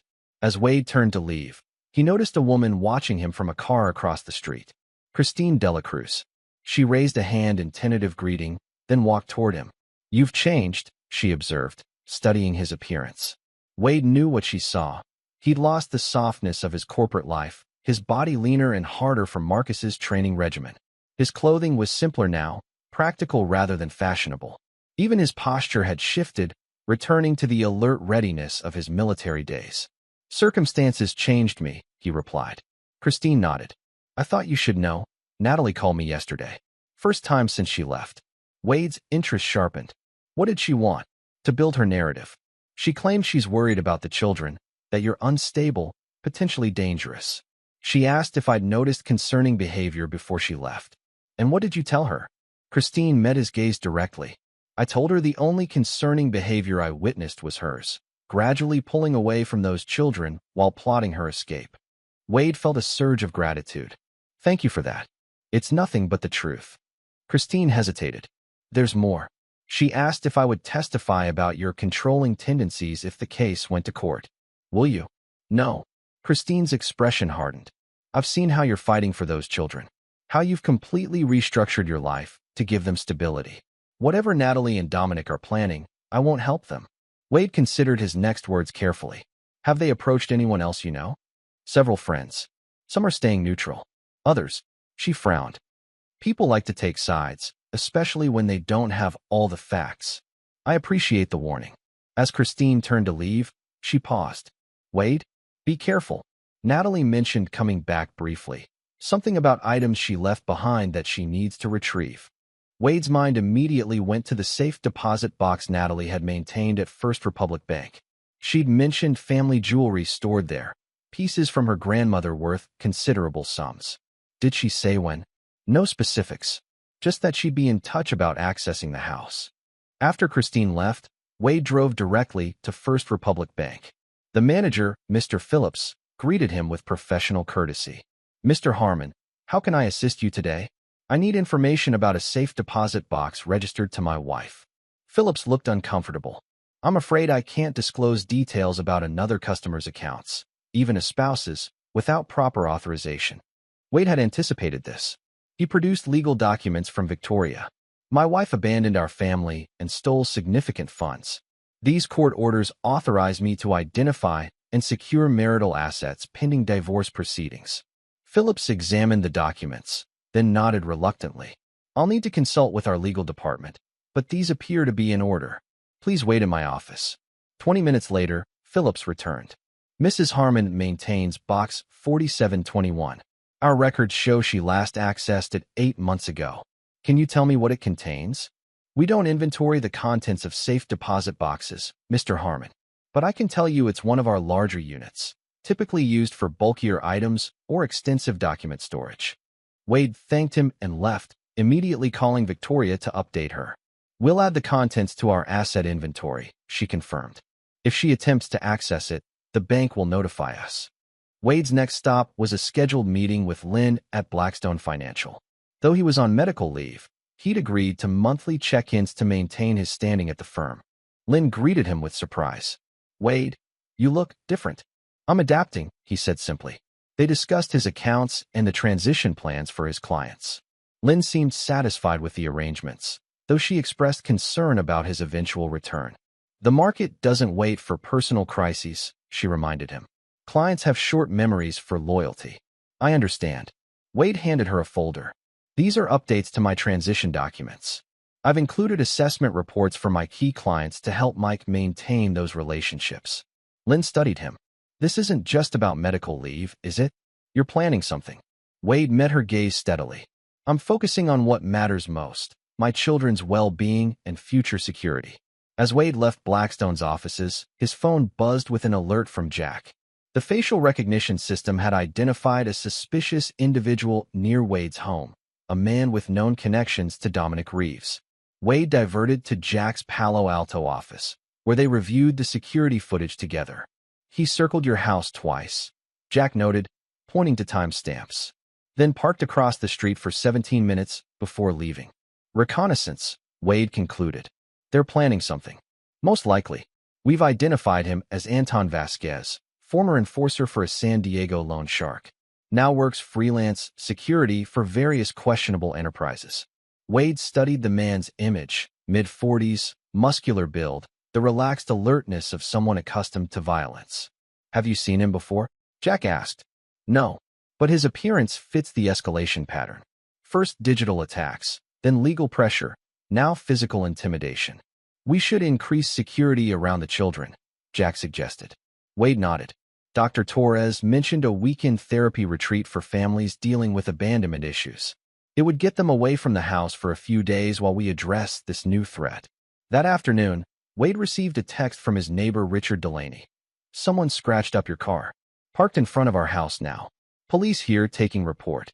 Wade arrived home to find his Honda with "Leave It Alone" scratched deeply into the driver's side door and hood. Officer Reyes, the same officer who had been present when Wade discovered Natalie's abandonment, was documenting the damage. "Mr. Harmon," she greeted him. "Any idea who might have done this?" "I have suspicions," Wade replied, explaining the situation with Natalie and Dominic. Officer Reyes made notes. "We've pulled footage from the Delaney's doorbell camera. The perpetrator wore a hood, but we might get something from gait analysis or vehicle identification." Wade thanked her, then checked the footage from his own security system. The cameras had captured a clearer image of the vandal, Anton Vasquez, wearing a hoodie but clearly recognizable. Wade forwarded the images to Jack and Victoria, building their evidence file. That evening, while the children worked on homework, Wade created a comprehensive document tracking all of Natalie and Dominic's assets, the accounts they knew about, and those uncovered through his investigation. The picture was troubling. They'd established shell companies in 3 countries, moved money through a series of transfers designed to obscure its origin, and maintained accounts under aliases. Wade's phone rang. Jack, calling with news. "We've confirmed Dominic's connection to organized crime," he reported. "Minor players, not cartel level, but dangerous nonetheless. They provided funding for his previous operations in exchange for money laundering services. That explains the physical intimidation tactics," Wade noted. "They're protecting their investment. There's more. Our sources indicate they're unhappy with Dominic. The luxury travel business isn't generating the cleaning capacity they expected." Wade processed this information. "So they're applying pressure from their side while we're applying it from ours." "Exactly. Dominic's being squeezed from both directions." After hanging up, Wade turned his attention to establishing a trust for Trevor and Zoe. Working with Victoria and a financial advisor Jack had recommended, Wade created a structure that would protect his remaining assets from Natalie's claims while providing for the children's future needs. "This trust is ironclad," Victoria assured him during their conference call. "The children are the sole beneficiaries, with you as trustee until they reach majority. Natalie can't touch it regardless of divorce outcomes." Wade's laptop pinged with an incoming email. Richard Keller had received a response from Exclusive Journeys expressing interest in discussing investment opportunities. The pieces were falling into place. A knock at his office door interrupted his thoughts. Trevor stood in the doorway, a school paper in his hand. Dad, can you check my history report? Wade minimized his screen. Of course, buddy. Come in. Trevor placed the paper on the desk, a report on ancient Roman military tactics. The topic choice wasn't surprising. Trevor had always been interested in historical strategy. As Wade read through the meticulously researched paper, Trevor's eyes drifted to the minimized windows on the computer screen. Are those about Mom and that man? He asked suddenly. Wade looked up, startled by the directness of the question. Yes. How did you know? Trevor shrugged. You get a different look on your face when you're working on stuff about them. More serious. Like you're solving a really hard math problem. Wade considered deflecting, then decided on a version of the truth. Your mother and Dominic have done some things that aren't right. I'm working to fix those things and protect you and Zoe. Is that why someone scratched your car? Nothing escaped this child's notice. Yes. Some people don't want me to fix the situation. Trevor was quiet for a moment, thinking. In my report, the Romans won battles because they were disciplined and had better strategies, not because they were the biggest army. The parallel wasn't lost on Wade. That's often true in life too. Are we the Romans in this situation? Trevor asked, his expression serious. Wade felt a surge of pride at his son's perceptiveness. We're certainly aiming to be. That night, Wade received another alert, this time from his financial monitoring system. Natalie and Dominic had made inquiries about his remaining investment accounts through a third party. The attempts were being blocked, but the pattern was clear. They were becoming increasingly desperate to access additional funds. Wade forwarded the information to Victoria, who responded immediately, added to the evidence file. I've also reached out to authorities in France based on the money laundering documentation you provided. They're interested but want more substantial evidence before acting. Wade replied, tell them to hold position. I'll provide what they need, but timing is crucial. The next morning, Wade met Jack at a coffee shop near the children's school, chosen specifically because Natalie had never visited it during their marriage. Our financial analysis is complete, Wade reported, sliding a folder across the table. Dominic's business model relies on a constant influx of new capital. It's essentially a Ponzi scheme with a luxury travel facade. Jack paged through the documents. Classic. Use new investor money to create the illusion of legitimate returns while skimming the majority. They've overextended, Wade continued. The lifestyle they're maintaining in France requires more than what they took from me. They need fresh capital within the next 30 days or their operation collapses. Which makes Richard Keller's investment offer perfectly timed. Exactly. They'll be motivated but desperate, which makes them vulnerable. Jack closed the folder. What about the children? How are they handling all this? Wade considered the question. Better than expected. Trevor is perceptive. He understands more than he says. Zoe still has anxiety, but she's sleeping through the night more often. And this weekend retreat Dr. Torres mentioned? We leave Friday afternoon, return Sunday evening. It's at a lodge near Lake Tahoe, structured therapy sessions for the kids, support groups for parents. Jack nodded. Good timing. It gives us opportunity to enhance your home security and conduct surveillance on Anton Vasquez. We need to understand exactly what they're planning. I've asked Victoria to expedite the legal proceedings while we're away, Wade added. She'll file additional motions documenting the harassment and threats. As they were finishing their coffee, Wade's phone rang. Christine. Wade, I thought you should know. Natalie just called me again.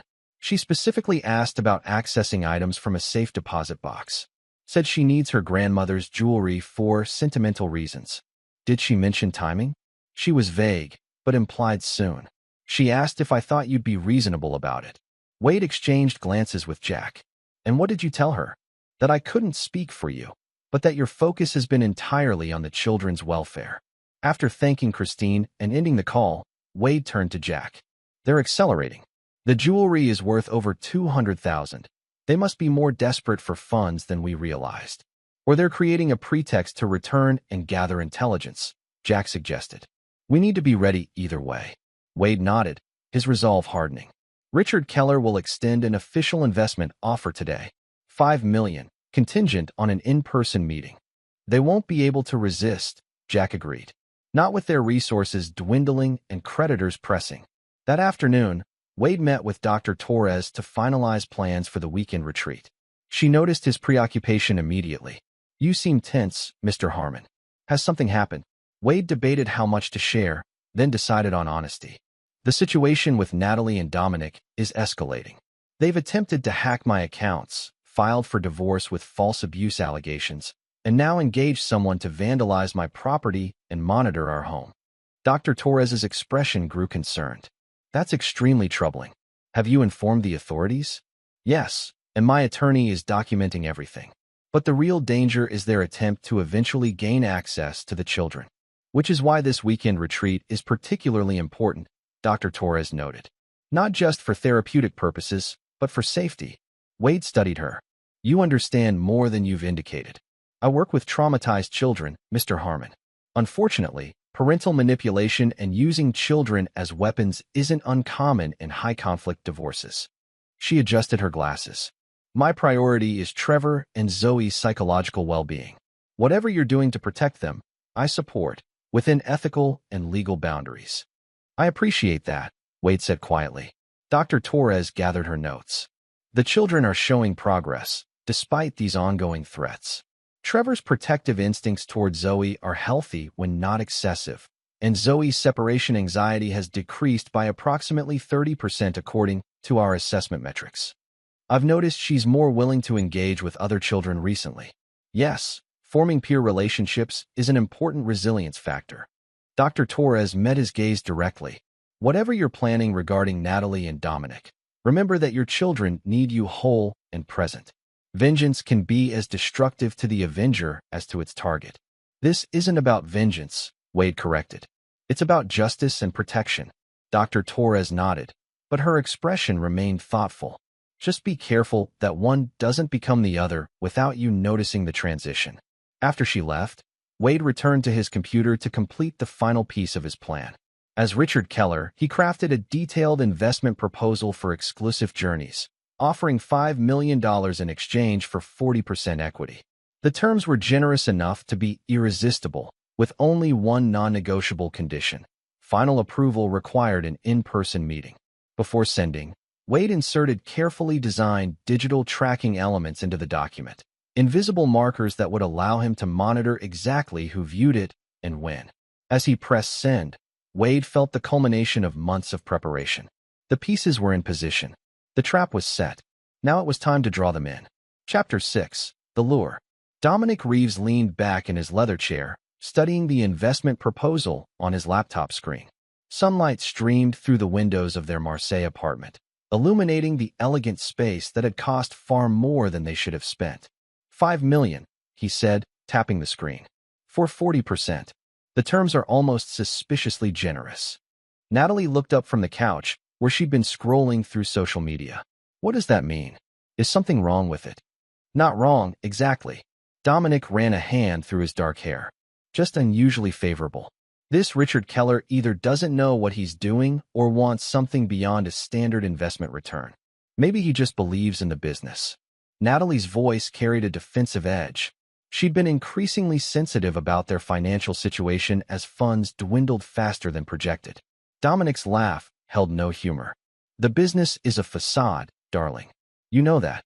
He scrolled through the proposal again, studying Richard Keller's profile. Tech entrepreneur, recently liquid after selling his cybersecurity startup, looking to diversify into luxury experiences.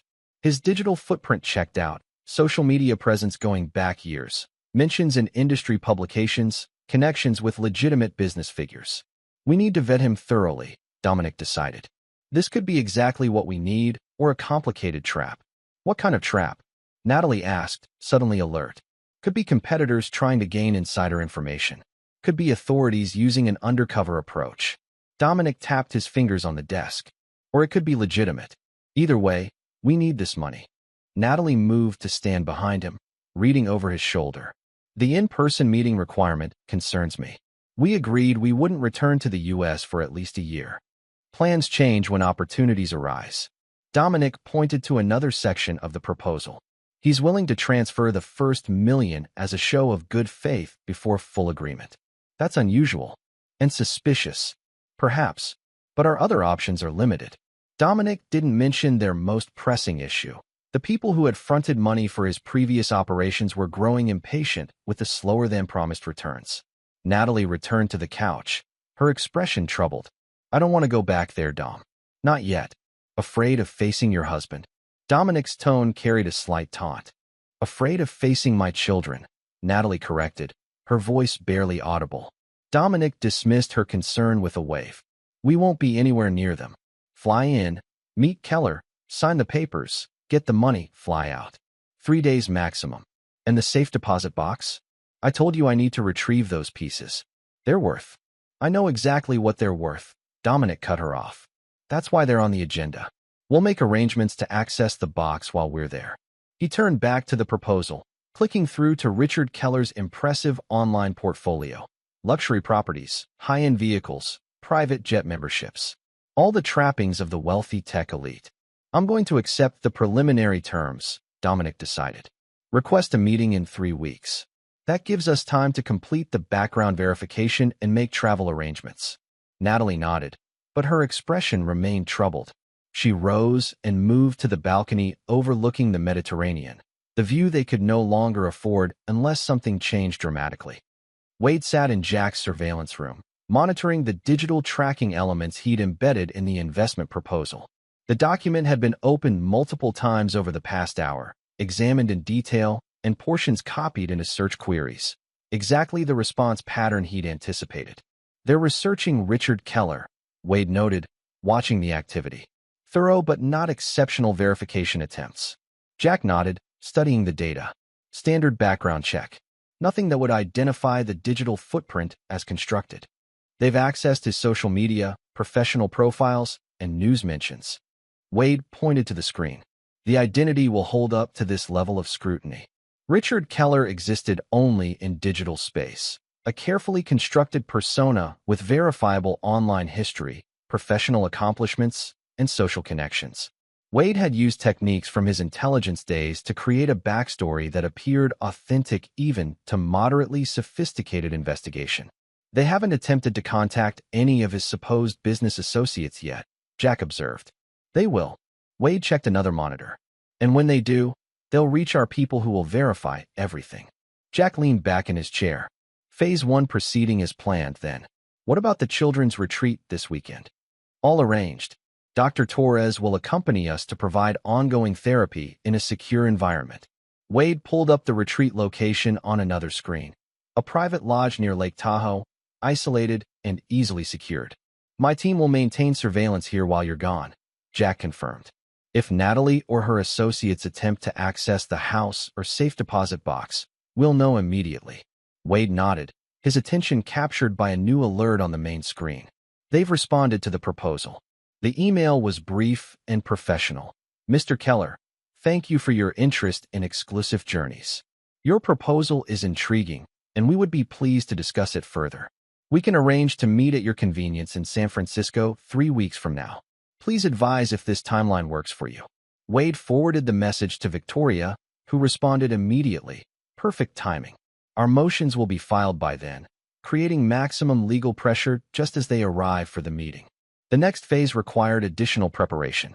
Wade composed Richard Keller's response, suggesting a meeting at a private villa in wine country rather than San Francisco proper, for privacy and the opportunity to experience the luxury environment that defines your brand.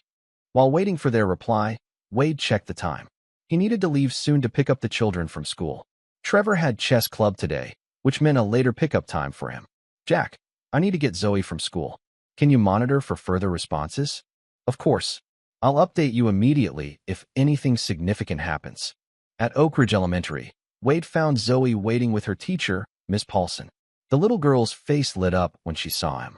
Daddy, I got a gold star on my math worksheet. Wade scooped her up, noting that she felt lighter in his arms these days. Dr. Torres had mentioned that extreme stress could affect children's appetites. That's fantastic, Zoe Bear. Let's see it. As Zoe proudly displayed her worksheet covered with carefully drawn numbers, Ms. Paulson spoke quietly to Wade. She's making good progress, Mr. Harmon. Her concentration is improving, and she's engaging more with classmates during free time. That's encouraging, Wade replied, helping Zoe put the worksheet back in her folder. Any anxiety episodes today? None. She did ask to call you after lunch, but when reminded she could call at the regular time, she accepted it without distress. Another small victory. Wade thanked Ms. Paulson and headed toward the car, Zoe chattering about her day. Lily invited me to her birthday party, she announced as Wade buckled her into her booster seat. It's at the trampoline place with the foam pit. That sounds fun. When is it? 2 Saturdays from now. Can I go, Daddy? Please. The request, so normal, so typical of any 6-year-old, made Wade's throat tighten with emotion. After months of trauma and withdrawal, Zoe was beginning to reach for normal childhood experiences again. Of course you can go.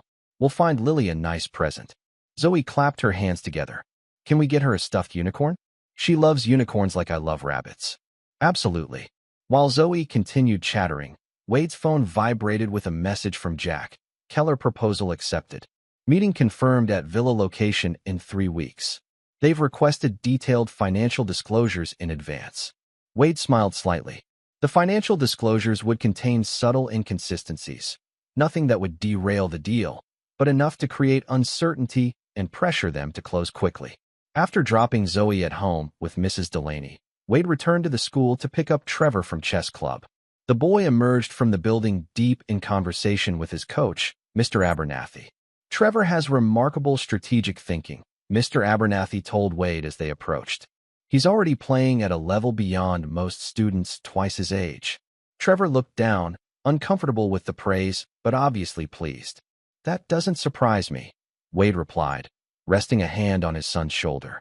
He's always been able to think several moves ahead. In the car, Trevor was unusually talkative. Coach says I might be ready for the regional scholastic tournament next month. Do you think I could go? If you want to, absolutely. Wade navigated through after-school traffic. You enjoying chess that much? Trevor nodded. I like how there are rules that don't change, but infinite possibilities within those rules. And how you have to anticipate what your opponent might do before they do it. The parallel to their current situation wasn't lost on Wade. That's a valuable skill in many aspects of life. That's what Coach said too. Trevor glanced at his father. Are we still going to the retreat this weekend? Yes. We leave Friday after school. Dr. Torres will be there, along with 3 other families in similar situations. Trevor considered this. Will it help Zoe? The question caught Wade by surprise. Not its content, but the concern behind it. I think it will help both of you. Why do you ask? She had a nightmare about Mom again last night. She came into my room instead of yours because she didn't want to wake you up. Wade felt a pang of guilt. I didn't know that. It's okay. I let her sleep in my bed and told her stories until she fell asleep again. Trevor stared out the window. I told her Mom wasn't coming back, but that was okay because we have each other. Wade struggled to find adequate words. That was a very kind and brave thing to do, Trevor. The boy shrugged. She's my sister. Those 3 simple words contained volumes. Despite his own trauma, Trevor had found the strength to comfort and protect Zoe. Wade made a mental note to discuss this with Dr. Torres. It was healthy for siblings to support each other, but he wanted to ensure Trevor wasn't taking on too much responsibility. At home, Wade found an email from Christine waiting on his secure server. Natalie called again. Asked specifically if I thought you'd be amenable to a civil meeting regarding some personal items she left behind. I kept responses vague but non-committal. She mentioned returning to the area briefly for business meetings in 3 weeks. Everything was aligning according to plan. Wade drafted a brief response thanking Christine for the information, then continued preparations for the weekend retreat. As evening fell, the children worked on packing their bags for the trip, a task Dr. Torres had suggested to give them a sense of control. Wade used the time to coordinate final details with Jack and Victoria. Phase 2 implementation confirmed. Jack reported over their secure line. Villa security systems installed and tested. Surveillance coverage complete. Entry and exit points controlled. Legal documentation prepared, Victoria added. Restraining orders ready to file the moment they land on U.S. soil. Financial authorities on standby in 3 countries. Wade reviewed their timeline once more. 3 weeks from now, they arrive thinking they're closing a major investment deal. Instead, they'll find themselves facing the consequences of their actions. Friday arrived with clear skies and unusual excitement from both children. The retreat represented their first trip away from home since Natalie's departure, and despite the therapeutic purpose, they approached it with the enthusiasm normally reserved for vacations. Dad, can we go hiking at the lake? Trevor asked as they loaded the car. I read that there are trails with views of the whole valley. If Dr. Torres approves, absolutely. Wade secured their bags in the trunk. The schedule includes some recreational time between therapy sessions. Zoe clutched Mr. Flopsy to her chest. Will there be other kids my age? Yes, sweetheart. Dr. Torres said there's a girl named Emma who's 6, just like you.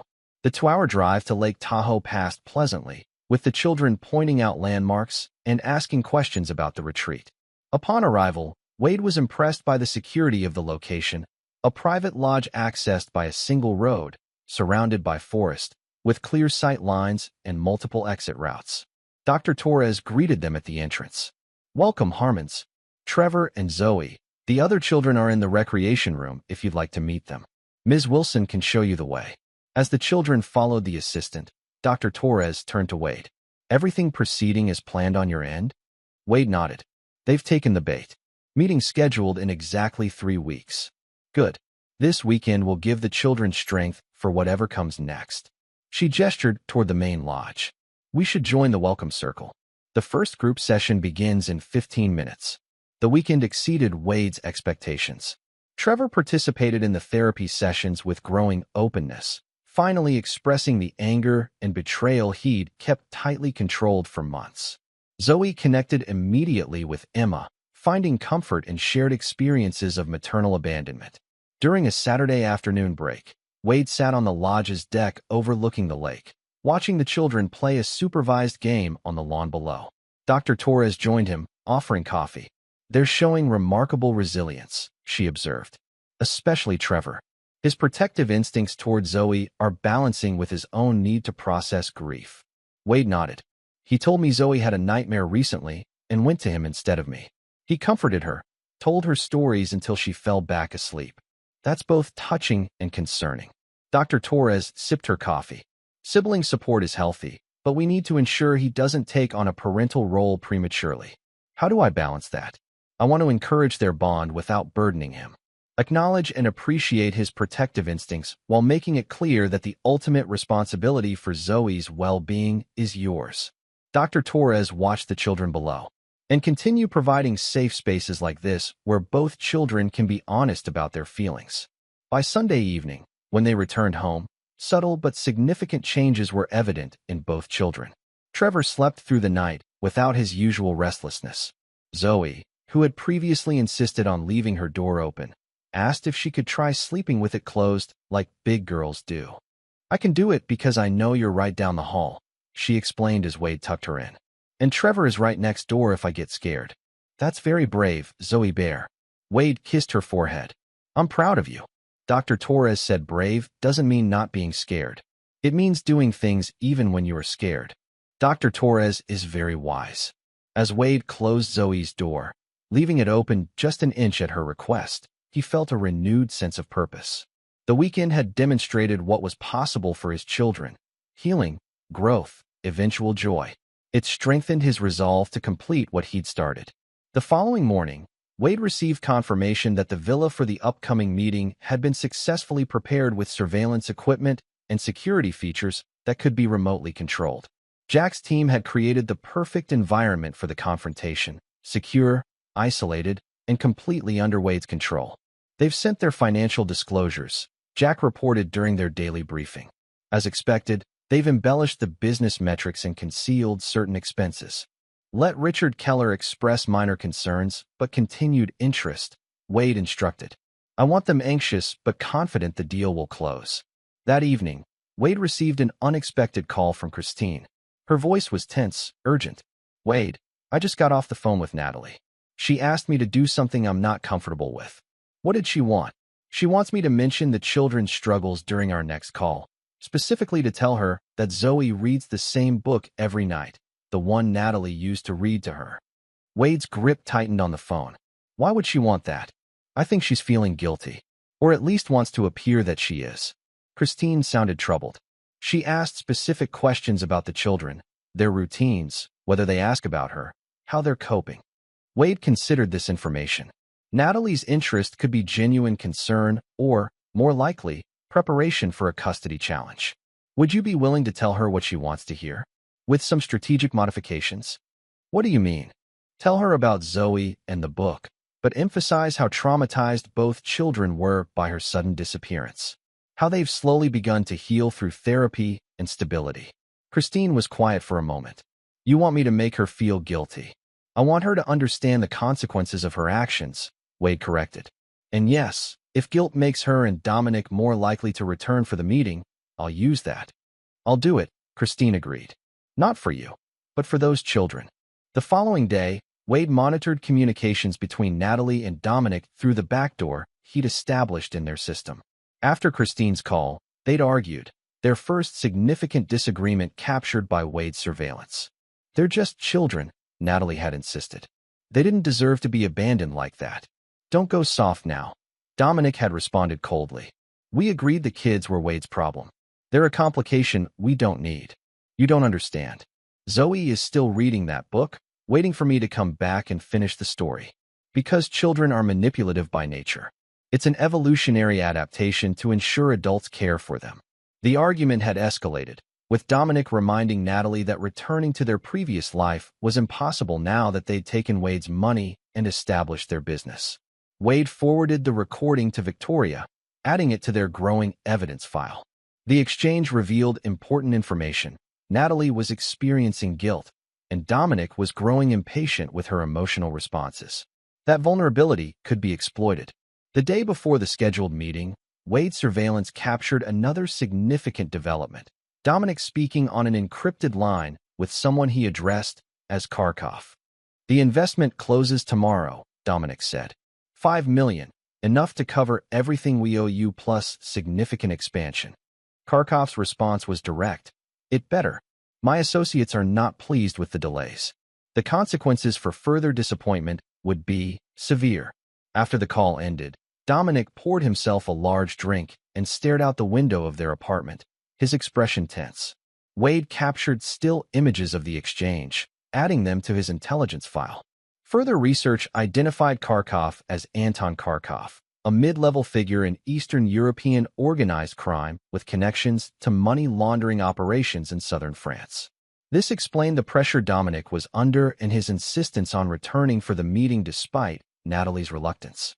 Wade shared this information with Jack during their final planning session. This adds another dimension, Jack noted. If Dominic has obligations to Kharkov's organization, he's desperate in ways we hadn't fully recognized. Which makes him more dangerous, but also more predictable, Wade concluded. He needs this deal to happen. He can't afford to walk away. What about Natalie?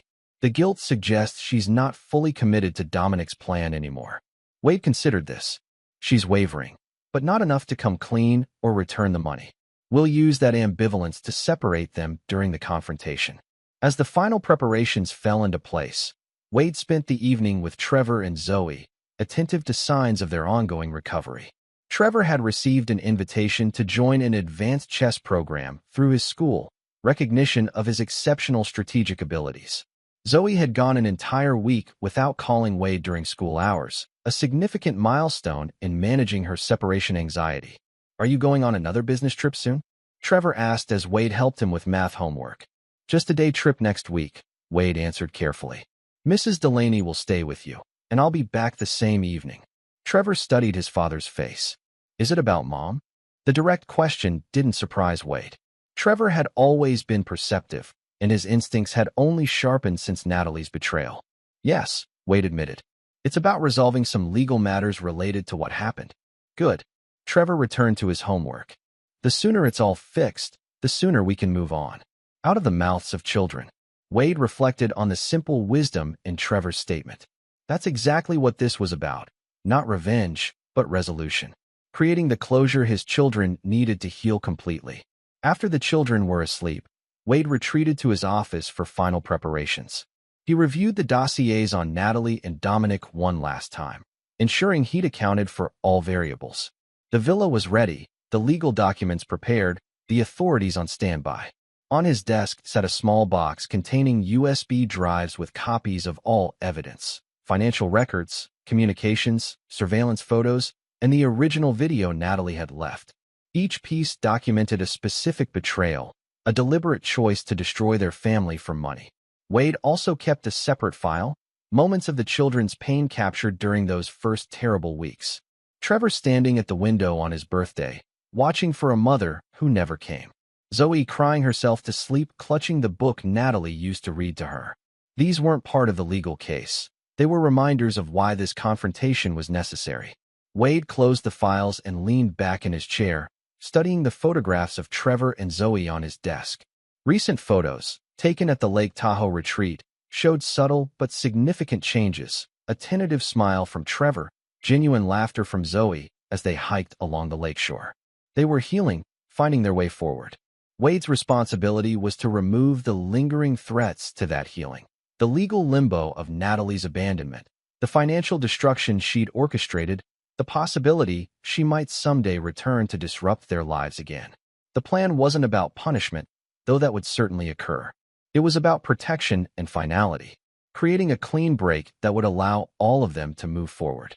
Wade's phone chimed with a message from Jack. Final confirmation received. Subjects arriving on United Flight 2437. Scheduled landing 10:45 a.m. Will proceed directly to Villa for 2 p.m. meeting. Wade replied simply. All preparations complete. Phase 3 commences as scheduled. Tomorrow, Natalie and Dominic would walk into the villa expecting to meet Richard Keller and secure a $5 million investment. Instead, they would face Wade and the consequences of their actions. Not with rage or vengeance, but with something far more dangerous, documented justice from the man they had grievously underestimated. Chapter 7. Return of the Deserters. United Airlines Flight 2437 from Paris touched down at San Francisco International Airport at 10:42 a.m., 3 minutes ahead of schedule.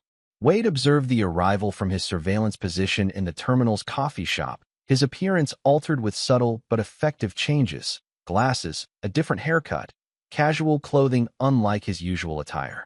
Jack's voice came through his earpiece. Target sighted. Terminal G, coming through customs now. On his tablet, Wade watched the security camera feed as Natalie and Dominic appeared at the customs checkpoint. He barely recognized his ex-wife.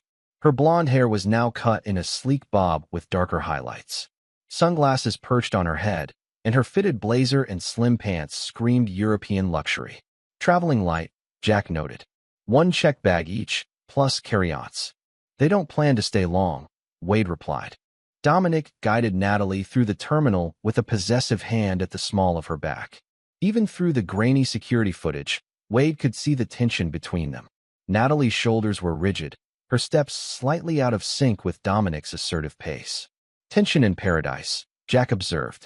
Expected, given their recent arguments. Wade closed the tablet as they disappeared into a taxi. They'll head directly to the Atherton Hotel. Confirmation, confirmed. Reservation for Mr. and Mrs. Collins for 3 nights in a premium suite. All entry points covered. Room 718 has been prepared as requested.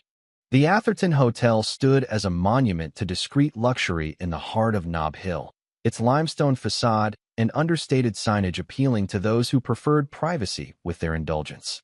By the time Natalie and Dominic arrived, Wade was already positioned in a surveillance room established in a service area adjacent to their floor.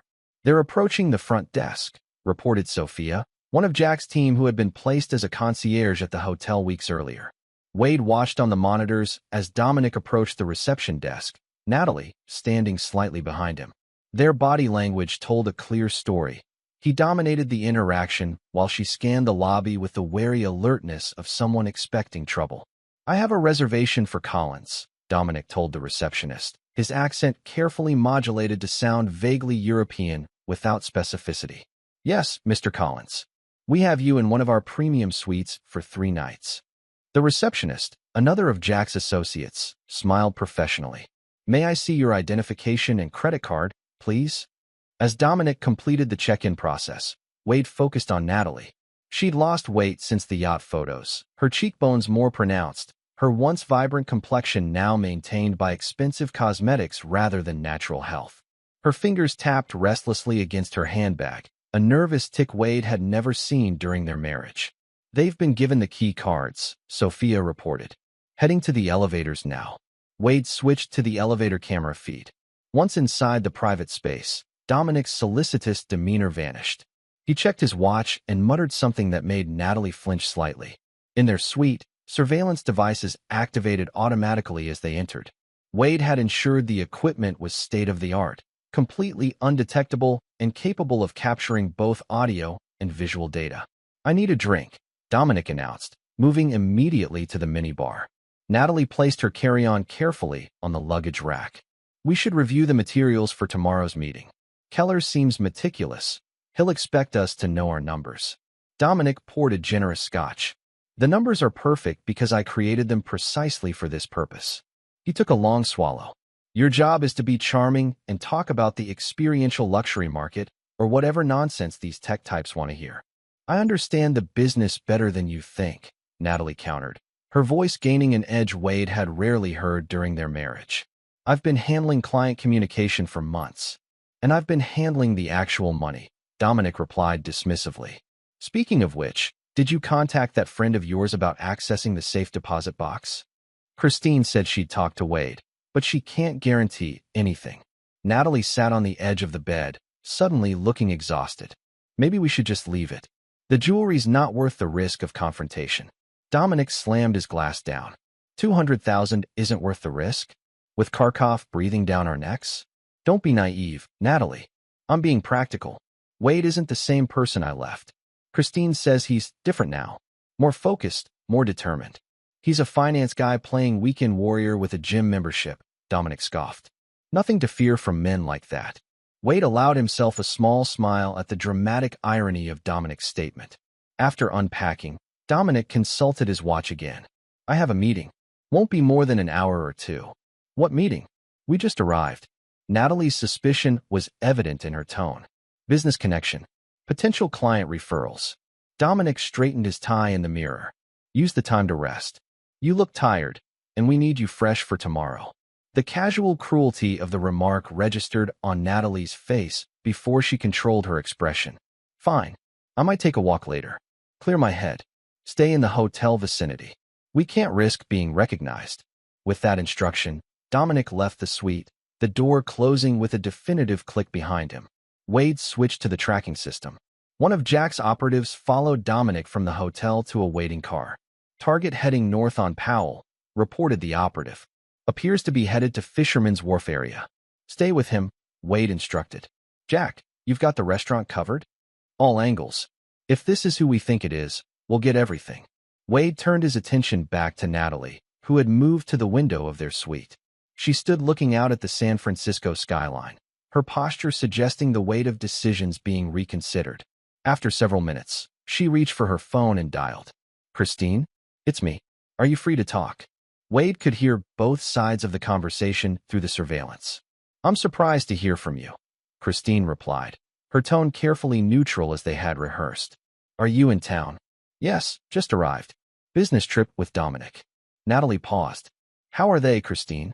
The children? You promised you'd tell me honestly." Christine's voice softened with genuine emotion. "They're surviving, Natalie. Trevor finally started talking again about 3 months ago. He's in chess club now, apparently quite talented. Zoe still has nightmares, but less frequently." Natalie sank onto the edge of the bed. "Do they ask about me?" The question hung in the air for a moment before Christine answered. "Trevor doesn't. He's built a wall around that part of his heart. Zoe still reads that book every night. The one you used to read to her. She told me once she's saving the last chapter for when you come back." Wade watched as Natalie pressed a hand to her mouth, eyes closing briefly. "And Wade?" she asked finally. "Different. Focused entirely on the children. He's not the man you left, Nat. There's a hardness to him now." "Does he hate me?" "I think he's beyond that," Christine replied carefully. "Hate would require emotional investment. He's channeled everything into protecting Trevor and Zoe." After ending the call, Natalie sat motionless for several minutes. Then she gathered her purse and left the suite. "Target 2 is on the move," Sophia reported, heading to the lobby. "Stay with her, but maintain distance," Wade directed. "I'm interested in where she goes." Natalie took a taxi from the hotel. The driver, another of Jack's operatives, confirmed her requested destination. "Woodside, please. I'll direct you to the specific address when we're closer." Wade wasn't surprised. Some part of him had anticipated this, Natalie's need to see the home and children she had abandoned. He switched his focus back to Dominic, who who had arrived at a waterfront restaurant in Fisherman's Wharf. Jack's voice came through the comm. Target is meeting with Alexei Kharkov and another individual we've identified as Martin Delos, known money launderer, wanted in 3 countries. The surveillance feed showed Dominic seated at a corner table with 2 men, one lean and sharp-featured, the other heavy-set with an expensive watch that flashed as he gestured emphatically. Audio is limited due to restaurant noise, Jack continued. But we're capturing enough. They're discussing payment schedules and expressing dissatisfaction with delays. Record everything, Wade instructed. This strengthens our international case substantially. Meanwhile, Natalie's taxi arrived in Woodside, stopping a discreet distance from their former home. She paid the driver and asked him to wait, then walked slowly down the street. Wade had anticipated this possibility and had arranged for Mrs. Delaney to be visible in the front yard with a selection of Trevor and Zoe's toys scattered about, evidence of children living normal lives despite their mother's abandonment. From across the street, Natalie stood watching the house for nearly 20 minutes. Her expression transformed as she took in the basketball hoop Wade had installed for Trevor, the colorful chalk drawings on the driveway that were undoubtedly Zoe's work, the new swing set visible in the backyard. When Mrs. Delaney went inside, Natalie moved closer, pausing at the edge of the property. For a moment, Wade thought she might approach the door, but she stopped herself, one hand rising to touch the locket at her throat, a gift from Wade on their 10th anniversary. The raw emotion on her face was unexpected. Through the surveillance camera positioned in a tree across the street, Wade could see tears tracking silently down her cheeks as she looked at the home she had abandoned. What was she feeling? Regret? Longing? Or merely nostalgia for a life that had become inconvenient? Wade found himself genuinely curious about the answer. After taking a final long look, Natalie walked back to the waiting taxi and returned to the city. By late afternoon, Wade was back at his temporary command center near the villa where tomorrow's confrontation would take place. Jack joined him, bringing photographs from Dominic's meeting. Kharkov isn't happy, Jack reported, spreading the images on the table. Body language shows significant tension. Dominic promised the investment funds would clear his debt and provide capital for a new laundering operation. And Delos's involvement confirms our suspicions about their European accounts, Wade noted. Victoria has forwarded this to our contacts at Interpol, correct? Yes, though they're still holding off on action until our signal. Wade's phone chimed with a message from Richard Keller's business line. A final confirmation from Dominic about tomorrow's meeting. Looking forward to discussing the investment opportunity in person. My assistant will forward arrival details for the villa. We anticipate a productive partnership. D. Reeves. Wade composed a brief, businesslike response, then turned to the real focus of his concern. Trevor and Zoe safely arrived at the lakeside cabin with Dr. Torres an hour ago, Jack confirmed. My team has established a security perimeter. No one approaches without multiple identifications. Good. Wade pulled up the security feed from the cabin on his tablet. The children were visible in the living room, Trevor reading while Zoe colored at a table nearby. Dr. Torres worked in the kitchen, occasionally glancing at her charges with professional attention. They looked peaceful, unaware of the confrontation about to unfold. Wade intended to keep it that way. Christine delivered the final piece of information to Natalie. Jack continued. Evidence of Dominic's side dealings and his plans to eventually leave her once he's extracted maximum value from your accounts. How did she take it? Surveillance indicates she confronted him in their suite 30 minutes ago. The argument was significant. Wade reviewed the footage. Natalie brandishing printed emails showing Dominic's communications with another woman. Not romantic messages, but financial discussions about after we've concluded the current arrangement. You were planning to leave me? Natalie's voice shook with rage. After everything I gave up for you. Dominic's response was cold, calculating. Don't be dramatic, Natalie. Business contingencies aren't personal betrayals.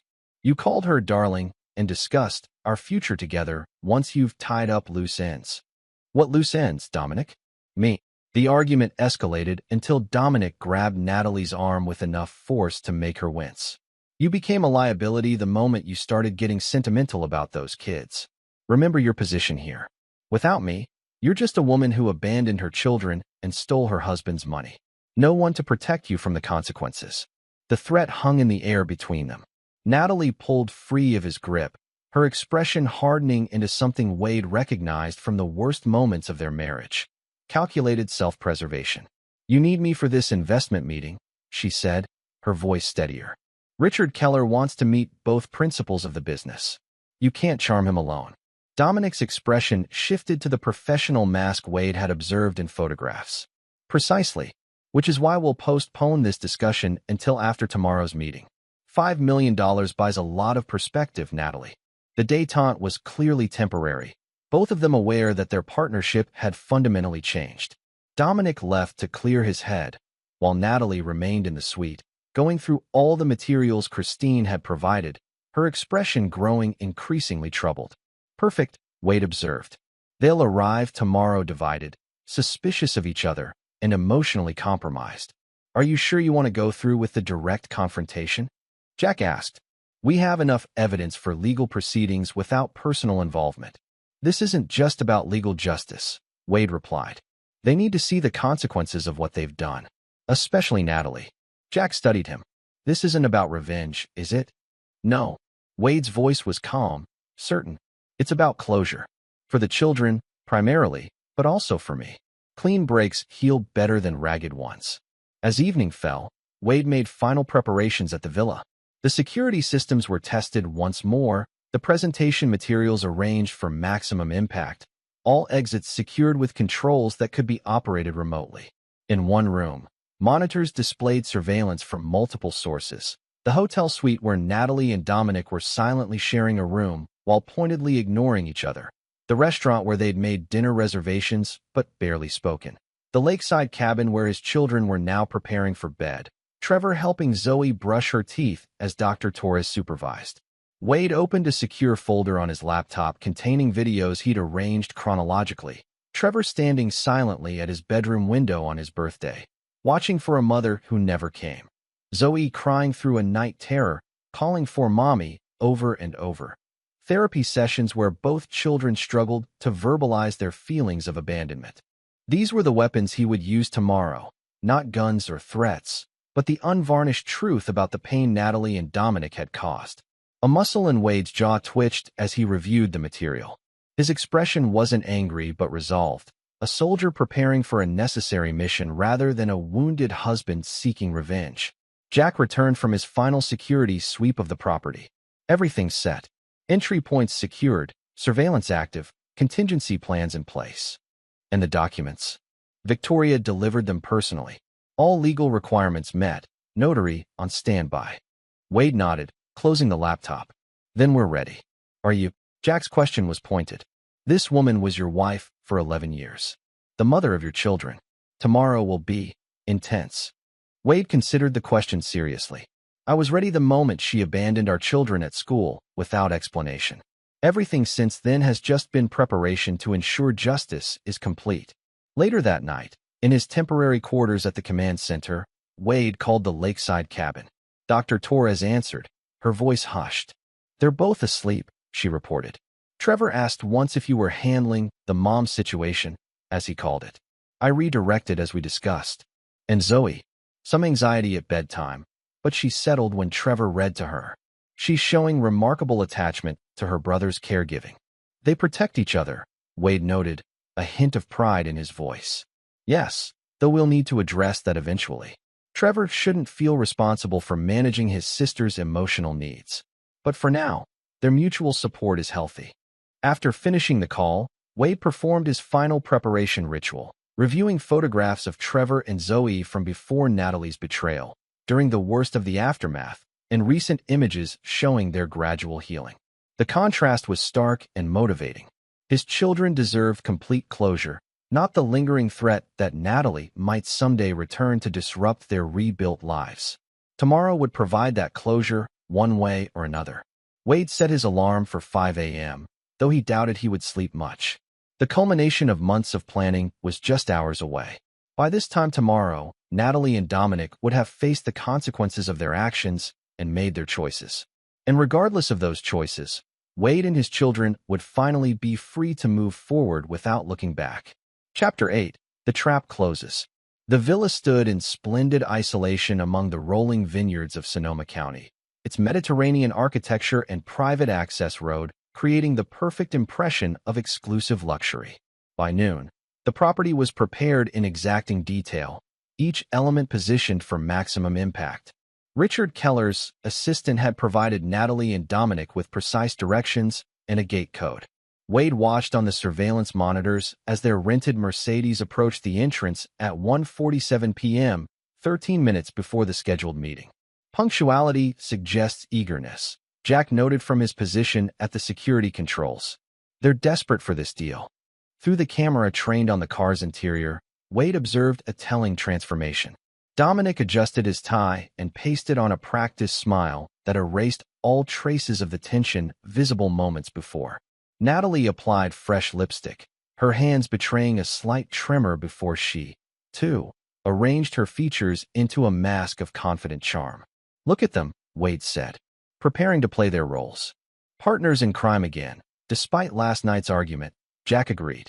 Amazing what $5 million can do for relationship counseling. Wade moved to the main room where the confrontation would occur. The space was impressive, vaulted ceilings, massive windows overlooking the vineyard, furnishings that communicated tasteful wealth. On one wall, concealed panels could slide open to reveal multiple screens displaying the evidence Wade had compiled. There at the door, Jack's voice came through the earpiece. "Showtime." Wade positioned himself in an adjoining room, watching through a one-way mirror as the housekeeper, another of Jack's operatives, greeted Natalie and Dominic. "Mr. and Mrs. Reeves? Welcome to Villa Montanaro. Mr. Keller will join you shortly. May I offer refreshments while you wait?" "Just water, thank you," Dominic replied, his accent again carefully modulated to sound vaguely European. "And it's Mr. Reeves and Miss Spencer. Business partners, not spouses." The correction was interesting, a small attempt to distance themselves from the appearance of impropriety, perhaps anticipating questions about their relationship during business discussions. "Of course, sir. Please make yourselves comfortable in the main salon. Mr. Keller should be with you momentarily." As the housekeeper departed, Dominic and Natalie surveyed the room with the calculated assessment of professionals evaluating both the opportunity and potential escape routes. "Impressive," Dominic murmured, running a finger along the edge of an antique desk. "Keller has excellent taste." "And significant resources," Natalie added, her gaze taking in the original artwork on the walls. "These are museum-quality pieces." Dominic moved to the windows, noting the isolation of the property. "Quite remote. Excellent for privacy, though I'd prefer somewhere with better access to main roads." Wade recognized the comment for what it was, a criminal's instinctive assessment of getaway options. It confirmed again the type of man Dominic truly was. From his vantage point, Wade studied Natalie more carefully. She wore an elegant navy dress that conveyed business professionalism while highlighting her figure. Her hair and makeup were flawless, yet there was a brittleness to her composure, visible in the tight set of her shoulders and the way her gaze kept returning to the door. "He's late," she noted, checking her watch. 3 minutes past the appointment time. "Power move," Dominic replied with a dismissive wave. "Wealthy investors often make you wait to establish dominance. Play along." 5 more minutes passed. Dominic's confident facade began to show cracks. He checked his watch repeatedly, paced the length of the windows, adjusted his tie for the 3rd time. "Something's wrong," Natalie said finally. "This doesn't feel right." At that moment, Wade gave the signal. Throughout the villa, subtle mechanical sounds indicated the security system activating. Reinforced shutters sliding into place over the windows, electronic locks engaging on all exterior doors. Dominic noticed immediately, his head snapping toward the nearest window where the view of the vineyard was now partially obscured by security shutters. "What the hell?" He strode to the main door, trying the handle. "Locked." "Dom? What's happening?" Natalie's voice rose with the first notes of panic. Wade watched Dominic's expression shift from confusion to alert wariness. "Security system," he said, eyes scanning the room for cameras or other surveillance. High-end properties often have them, but this activation timing is concerning. The moment had arrived. Wade straightened his tie, took a deep breath, and opened the hidden door connecting to the main salon. The shock on their faces as he stepped into the room was everything he had anticipated. Natalie's hand flew to her throat, her face draining of color. Dominic's reaction was more controlled, a narrowing of the eyes, a slight shift in posture as he evaluated this new threat. "Hello, Natalie," Wade said calmly. "Dominic, I believe we're overdue for a conversation." "Wade." Natalie whispered his name like a failed prayer. "How? How did I orchestrate this meeting?" Wade moved further into the room, maintaining a careful distance. "The same way I've been monitoring your activities for the past 4 months. With patience, resources, and motivation you clearly underestimated." Dominic recovered quickly, his expression shifting to one of professional assessment. "Richard Keller never existed. A digital phantom," Wade confirmed, "created specifically to lure you back to face the consequences of your actions." Dominic's hand slipped toward his jacket pocket. Wade shook his head slightly. "I wouldn't.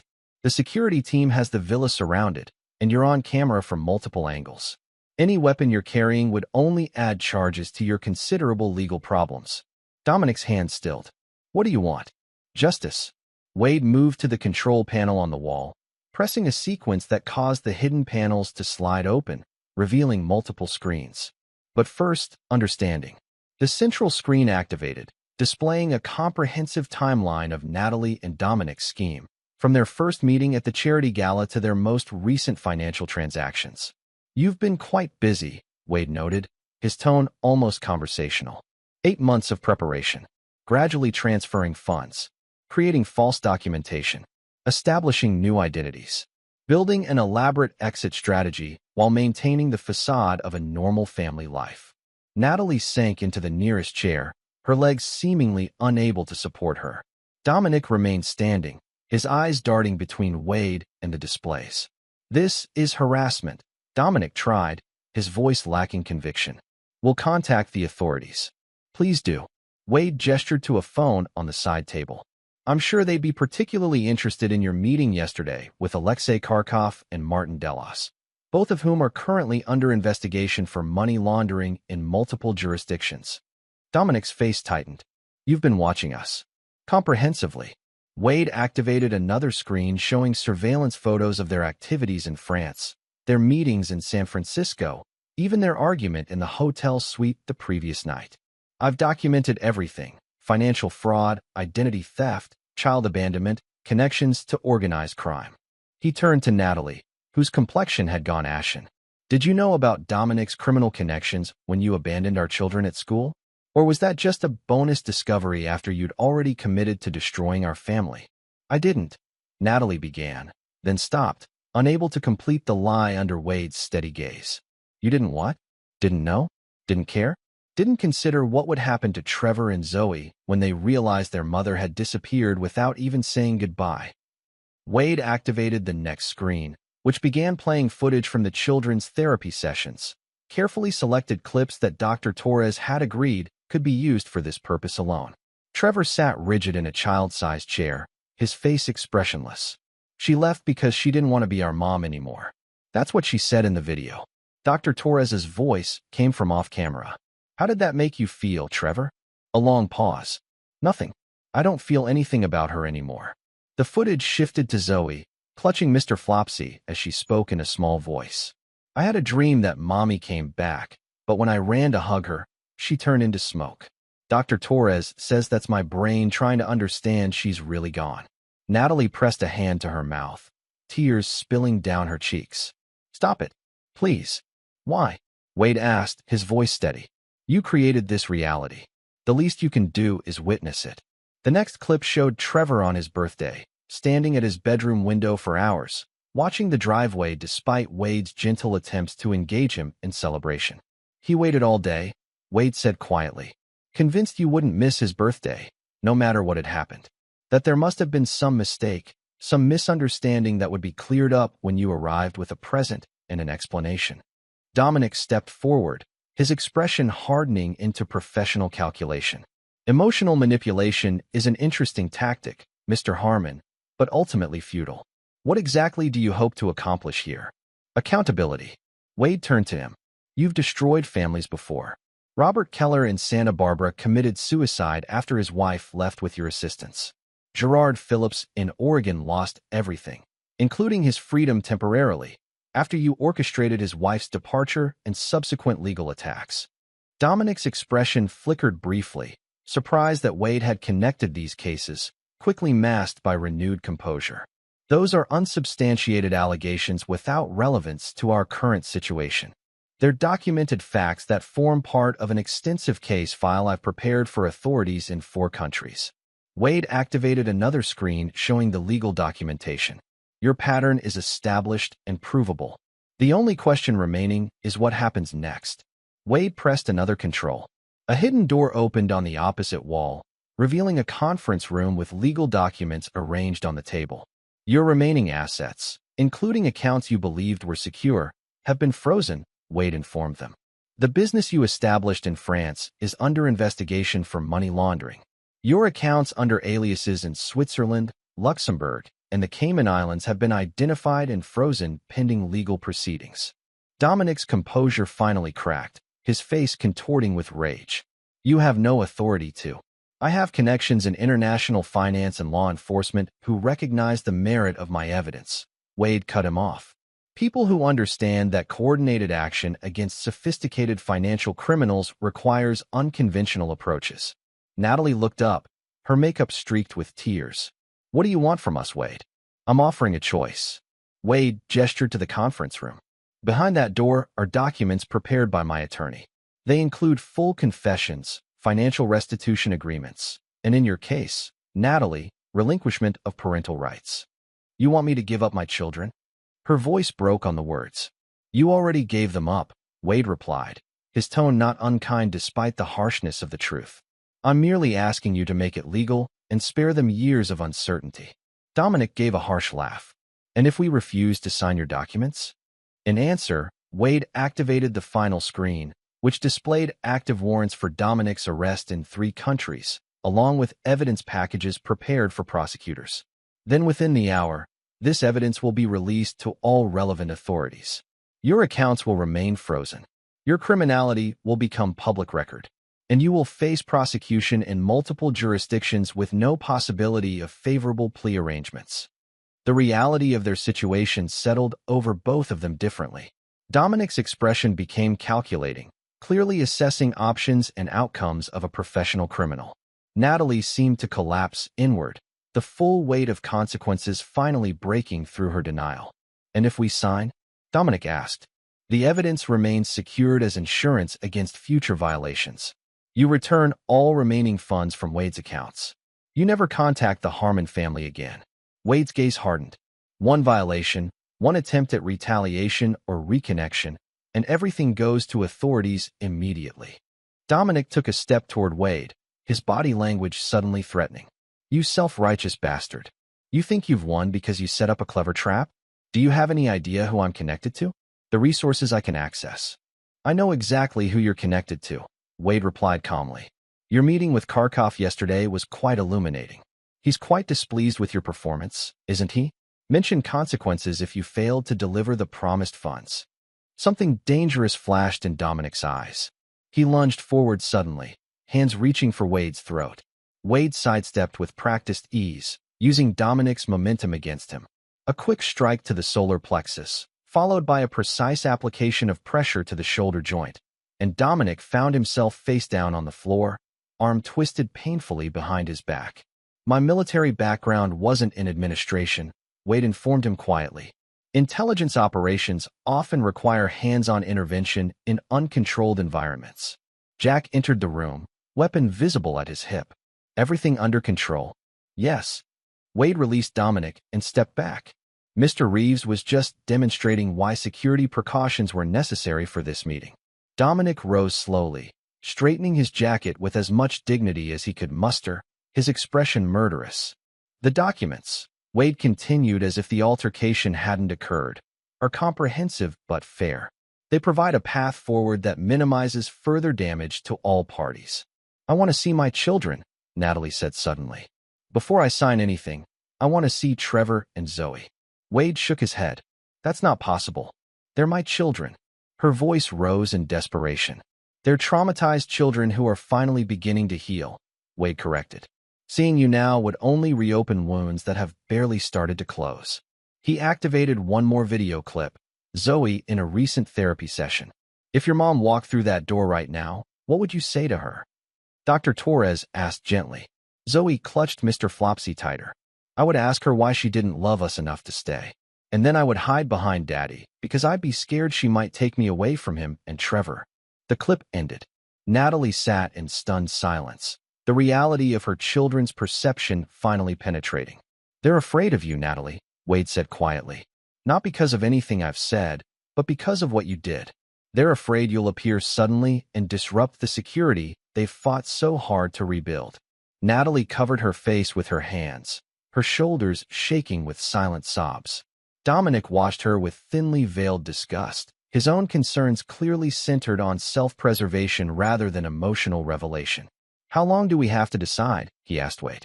1 hour. Wade checked his watch. The documents are in the conference room. You can review them together or separately. A notary is present to witness signatures. And then what? We just walk away.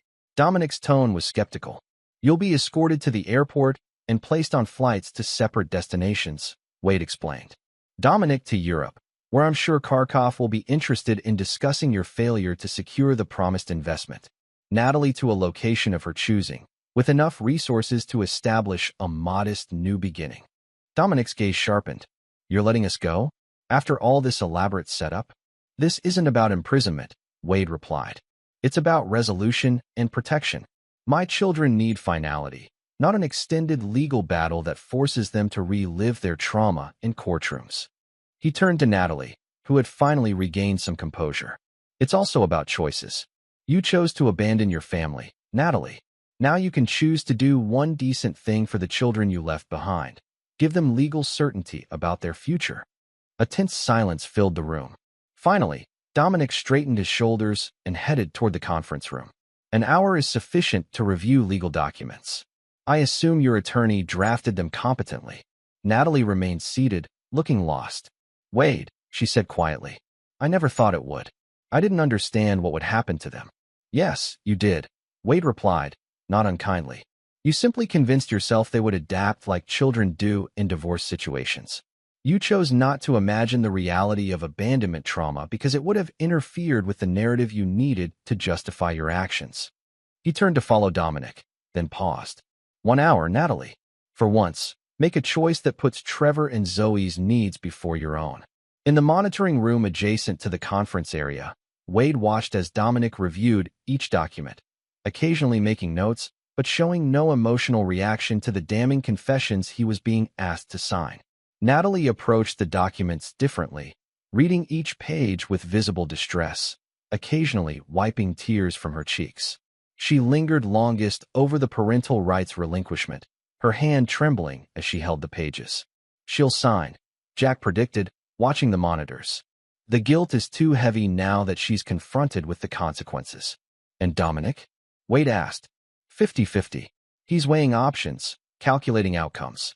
The evidence against him is comprehensive, but men like him always believe they can find an escape route. The hour passed in tense silence. When Wade re-entered the conference room, Natalie sat with the documents neatly stacked before her, pen in hand but pages still unsigned. Dominic stood by the window, his expression unreadable. Time to decide, Wade announced. Dominic turned, his decision evident in his posture. I'm not signing confessions to crimes that would be difficult to prove in court. Your evidence is circumstantial at best. It's sufficient for indictment in multiple jurisdictions, Wade replied. But the choice is yours. I'll take my chances with the legal system, Dominic said with a cold smile. Professional courtesy, Mr. Harmon. Never sign anything that creates definitive proof of culpability. Wade nodded, unsurprised. As you wish. Jack will escort you to a waiting car. Your possessions from the hotel will be delivered to local authorities as evidence. As Jack approached to escort him out, Dominic paused beside Natalie. Sentiment makes you weak, he told her quietly. Remember that when you're facing this alone. After Dominic had been escorted out, Wade turned to Natalie, who still sat with pen poised over the unsigned documents. And your decision? Natalie looked up, her eyes red-rimmed but clear. If I sign these, I'll never see them again. Never know what happens in their lives. That's correct, Wade confirmed. Clean breaks heal better than ragged ones. Trevor and Zoe deserve to move forward without the constant uncertainty of whether you might reappear and disrupt their lives again. Natalie's hand trembled. Could I? Would you accept letters? Birthday cards? Something they could have when they're older, if they want them. Wade considered this, thinking of what Dr. Torres might advise about future healing. You can send them to my attorney. I'll keep them until the children are adults and can decide for themselves whether they want that connection. Natalie nodded, seeming to find a measure of peace in this small concession. Then, with a determined movement, she signed each document in turn, her signature growing steadier with each page. When she finished, the notary stepped forward to witness and stamp the documents.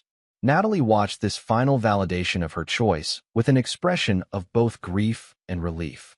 What happens now? She asked quietly. You'll be escorted to the airport. Your belongings from the hotel will be delivered to you there, minus any items purchased with stolen funds. You'll board a flight to the destination of your choice within the continental United States, with sufficient funds to establish a modest new beginning. Natalie nodded, accepting these terms. As she rose to leave, she paused, looking at Wade directly for the first time since the confrontation began. I do love them, she said softly. In my own way. I just couldn't be what they needed. Wade met her gaze steadily. Then this is the most loving thing you've ever done for them. As she was escorted from the room, Wade gathered the signed documents. The confrontation had gone almost exactly as planned. Dominic choosing flight and likely prosecution, Natalie choosing to provide closure through legal surrender. Within hours, the authorities would receive anonymous evidence packages detailing Dominic's crimes. Within days, international warrants would ensure he found no safe haven in his usual territories.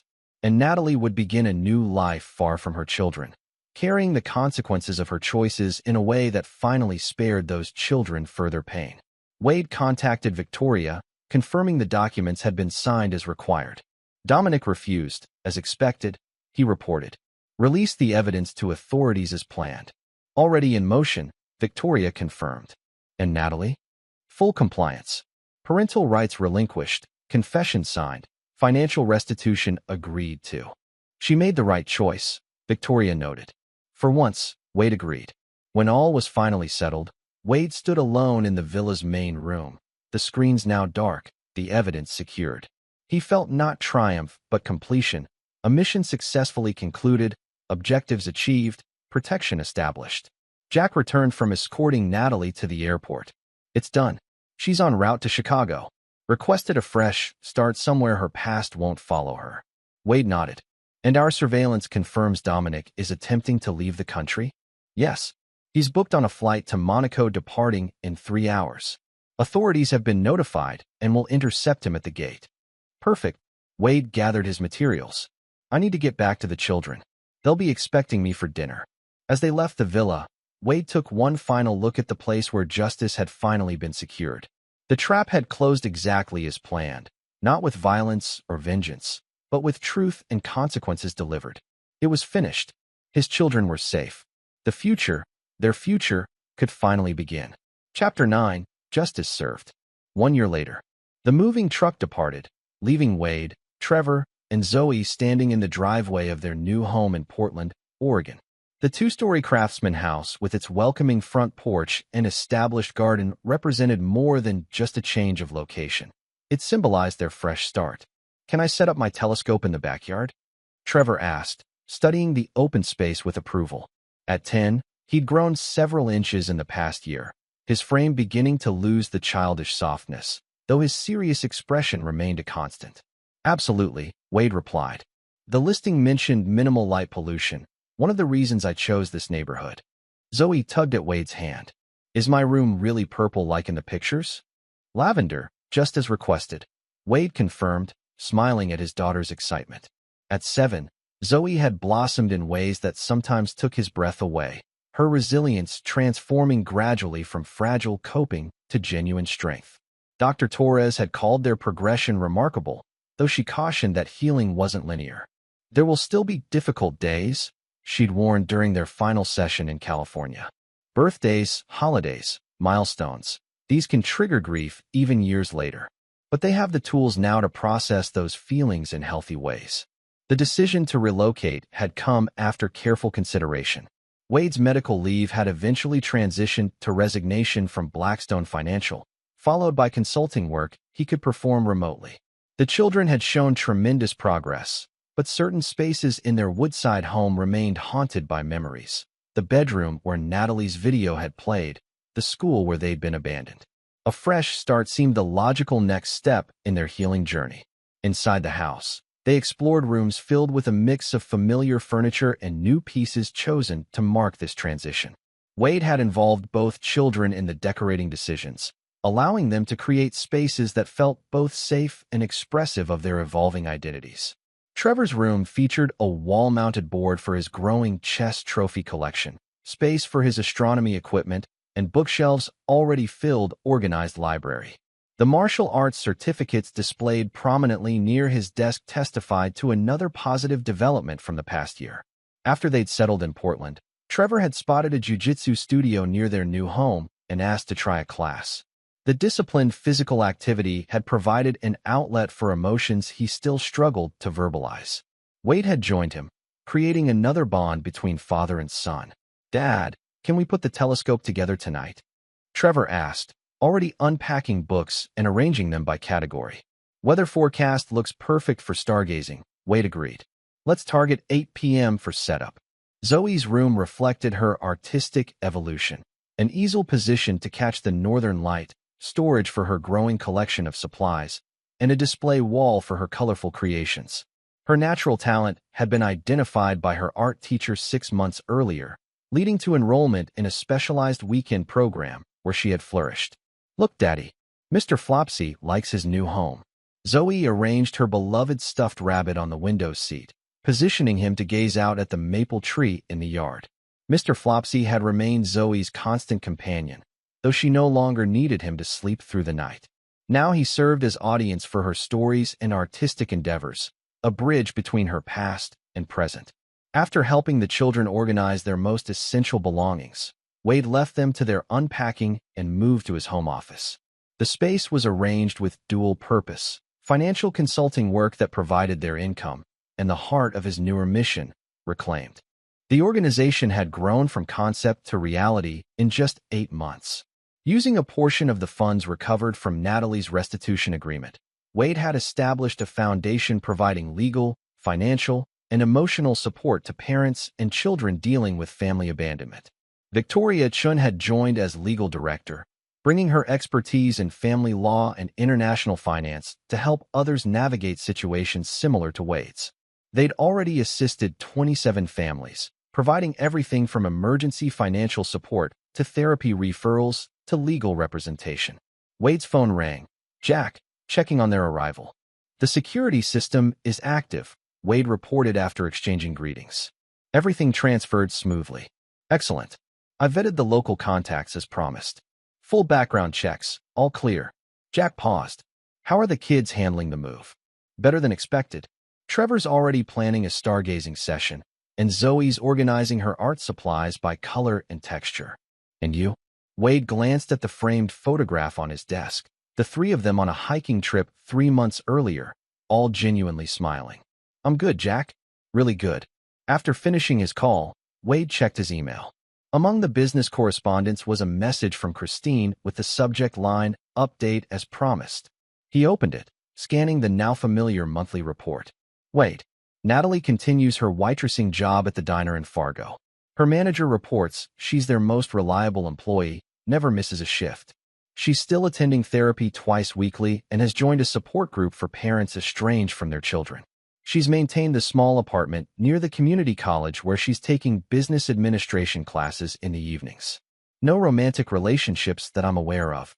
The enclosed card arrived yesterday for Trevor's birthday next month. As always, I forwarded it without reading the contents. Same arrangement as the previous ones. Your attorney will hold it until the children are adults and can decide whether they want to see it. Take care. Christine. Wade filed the email in his dedicated folder. He hadn't asked Christine to monitor Natalie. She had volunteered, feeling it provided closure for her own role in the situation. The information was never shared with the children, stored away like the birthday cards and occasional letters that arrived through Victoria's office. His news alerts pinged with an update that brought a grim satisfaction. The headline read, "International fraudster sentenced to 15 years in Monaco prison." The article detailed Dominic Reeves's conviction on multiple charges of fraud, money laundering, and wire fraud. He'd been arrested in Monaco 11 months earlier while attempting to establish a relationship with a wealthy widow. His typical pattern interrupted by the anonymous evidence packages Wade had delivered to authorities. Prosecutors in 3 countries had competed for jurisdiction, with Monaco ultimately prevailing due to the severity of his financial crimes there. The judge had cited Dominic's pattern of deliberate predation upon vulnerable individuals in handing down the maximum sentence. Wade closed the article. Justice had found Dominic, as he'd always known it would once the evidence was in the right hands. The man's network of criminal connections had abandoned him quickly once his assets were frozen and his operation exposed. Without money or power, Dominic had discovered how quickly such alliances dissolved. A knock at his office door interrupted his thoughts. Trevor stood in the doorway, his expression hesitant. "Dad, there's a package that was delivered to the front porch. It's addressed to all of us." Wade followed his son to the entrance where a medium-sized box sat waiting. The return address showed Dr. Torres's practice in California. "Let's open it together," Wade suggested, carrying the package to the kitchen where Zoe was already arranging her collection of art magnets on the refrigerator. Inside, they found 3 carefully wrapped items and a note in Dr. Torres's handwriting. "Wade, Trevor, and Zoe. Housewarming gifts to mark new beginnings. The journey continues, but look how far you've already come. With admiration, Abigail Torres." Trevor's gift was a chess set carved from stone, the pieces representing celestial bodies, planets for pawns, cosmic phenomena for the major pieces. Zoe received a professional-grade set of watercolors in a wooden case with her name engraved on the lid. Wade's package contained a framed quote, "Healing is not the absence of pain, but the presence of growth alongside it." "Dr. Torres is nice," Zoe declared, already opening her watercolors. "Can I paint something for her to say thank you?" "That's a wonderful idea," Wade agreed. "She'd appreciate that very much." As the children explored their gifts, Wade reflected on Dr. Torres's continued presence in their lives. Though their formal therapy had concluded, she remained a touchstone, checking in monthly and providing referrals to qualified colleagues in Portland. The boundaries were clear and professional, but the connection was genuine. The rest of the day passed in the organized chaos of unpacking. By evening, the essential living areas were functional, if not fully arranged. After dinner at the kitchen island, their dining tables still partially disassembled, Wade and Trevor set up the telescope in the backyard while Zoe arranged her art supplies in meticulous rainbow order. Later, as Wade tucked Zoe into bed in her new room, she asked the question he'd been half expecting since the move began. "Daddy, does Mom know we moved to Portland?" Wade sat on the edge of her bed, considering his response carefully. "No, sweetheart. Remember our discussions about fresh starts?" Zoe nodded solemnly. "Like when you plant new seeds, you need fresh soil." "That's right. This move is part of our fresh start. Does that mean we'll never see her again?" Zoe's voice was curious rather than distressed, a significant evolution from the panic such questions had once triggered. "That's a decision you and Trevor can make when you're older," Wade explained. The answer developed with Dr. Torres's guidance. "For now, we're focusing on building our new life here." Zoe seemed satisfied with this response. "I like our new house, and I'm going to make lots of friends at my new school." "I know you will." Wade kissed her forehead. "Sleep well, Zoe Bear." Before leaving, he adjusted her night light, no longer required but maintained as a comfortable routine, and made sure Mr. Flopsy was tucked in beside her. In Trevor's room, the conversation took a different direction. "Dad, I've been thinking about Mom lately." Trevor sat cross-legged on his bed, hands fidgeting with a small telescope component. Wade sat beside him, giving his son space to express thoughts that had clearly been developing for some time. "What kind of thoughts?" he asked. "Not sad ones, really. Just," Trevor searched for words. "I used to be so angry. I wanted her to hurt like we hurt." Wade nodded, letting him continue. "But now, I mostly feel sorry for her." Trevor looked up, his eyes reflecting a wisdom beyond his years. "She's missing everything. My tournaments, Zoe's art show, our new house. She chose to miss all of it." "That's a very mature perspective," Wade said quietly. Trevor shrugged. "Sensei Chin talks about how anger hurts the person feeling it more than the person it's directed at. I think that's true. It often is. I don't want to see her. Trevor clarified quickly. I just don't hate her anymore. Is that okay? Wade put his arm around his son's shoulders. It's more than okay, Trevor. It's healing. After both children were settled, Wade completed a final security check of their new home before retiring to his own bedroom. The space was deliberately different from his room in Woodside, different furniture arrangement, different color scheme, different view from the windows. Nothing to trigger associations with the past. On his nightstand sat the most recent family photograph, taken during a weekend trip to the coast. Trevor and Zoe stood with him on a rocky outcropping, all three smiling genuinely, the ocean stretching behind them. Their body language told the story of their journey. Zoe no longer clinging desperately to Wade, Trevor's posture open rather than defensively closed. They looked like what they had become, a family reconfigured but intact, bonded through shared experience and deliberate healing. Wade's phone chimed with a message from Jack. Security sweep complete. All systems operational. Welcome home, Harmons. The next morning brought the first day of their new routine. Wade woke early, completed his now habitual workout in the home gym he'd established in the basement, and prepared breakfast before waking the children. Though no longer driven by the urgent need for physical transformation, he'd maintained the discipline of regular training, a practice that grounded him and provided stress management. Trevor emerged from his room already dressed for the day, his backpack neatly packed for his first day at the new school. Zoe followed, her outfit carefully chosen the night before. Purple leggings and a unicorn shirt that was currently her favorite. Everyone ready for new adventures? Wade asked, placing plates of breakfast before them. I mapped the fastest route to school yesterday, Trevor reported, and memorized my schedule. I'm going to draw a picture of our new house for my teacher, Zoe announced, already visualizing the project. After breakfast, Wade drove them to Portland Academy, the private school he'd selected for its excellent academic reputation and robust support services. The admissions director greeted them personally, having been briefed on the children's background and needs. Trevor, Ms. Chun is waiting to show you to the advanced math classroom, she explained. And Zoe, Ms. Winters is excited to welcome you to the second grade art enrichment program. Wade watched as his children were escorted to their respective classrooms, noting the absence of the separation anxiety that would have been insurmountable a year earlier. Both turned to wave before disappearing down the hallway, confident, ready for this next step. Returning home, Wade settled into his office to begin his workday. The morning was dedicated to consulting calls with financial clients, the afternoon to Reclaim's expanding caseload. At 3 o'clock, his calendar reminder appeared. Check news track alerts. This daily practice had become part of his routine, monitoring for any mentions of Dominic, Natalie, or related legal proceedings. Today's alert contained a small item from a local Fargo newspaper. Local waitress receives Community Service Award for work with children's reading program. The accompanying photo showed Natalie in her diner uniform, accepting a certificate from the library director. She looked different, her previously highlighted hair now its natural darker blonde, her makeup minimal, her expression containing none of the artificial charm she'd once projected. The caption noted her volunteer work reading to children at the community center.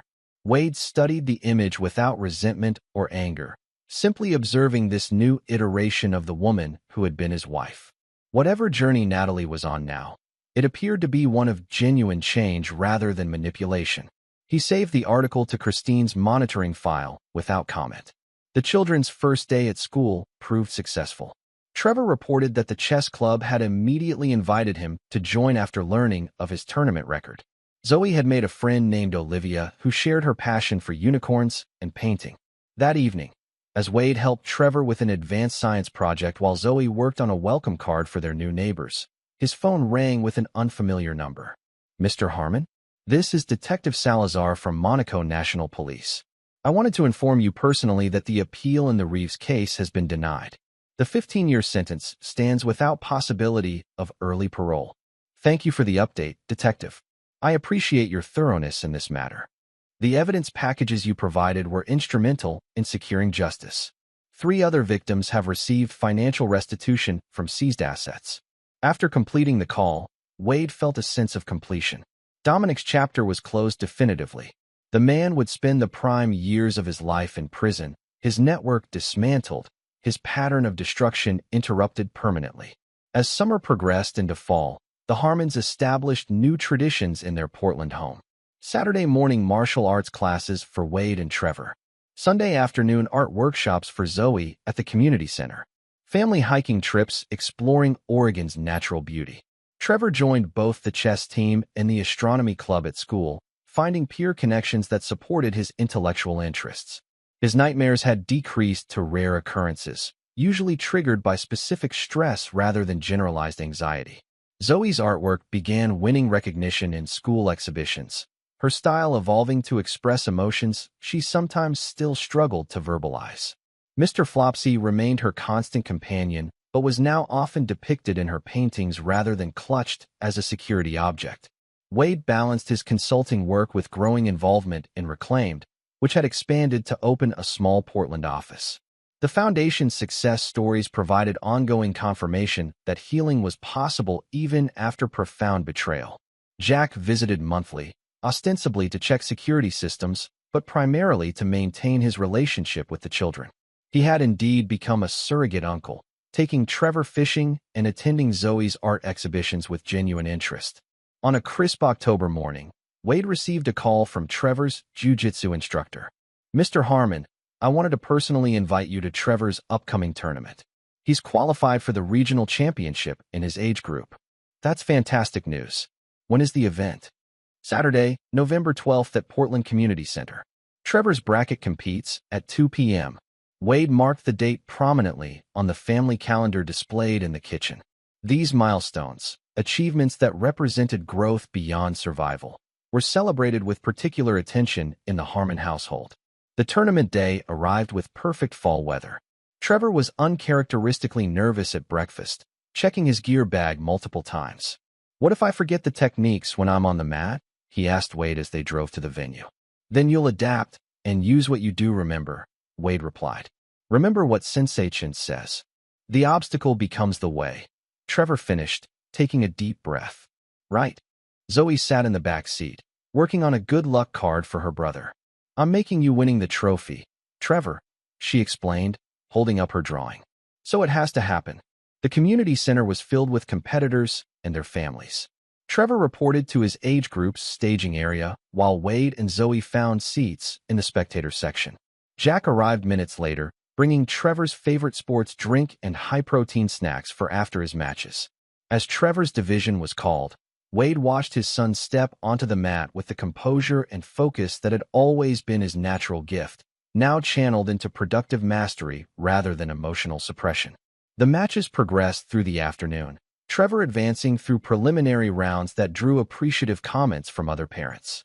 His final match pitted him against a slightly larger boy with 2 years more experience.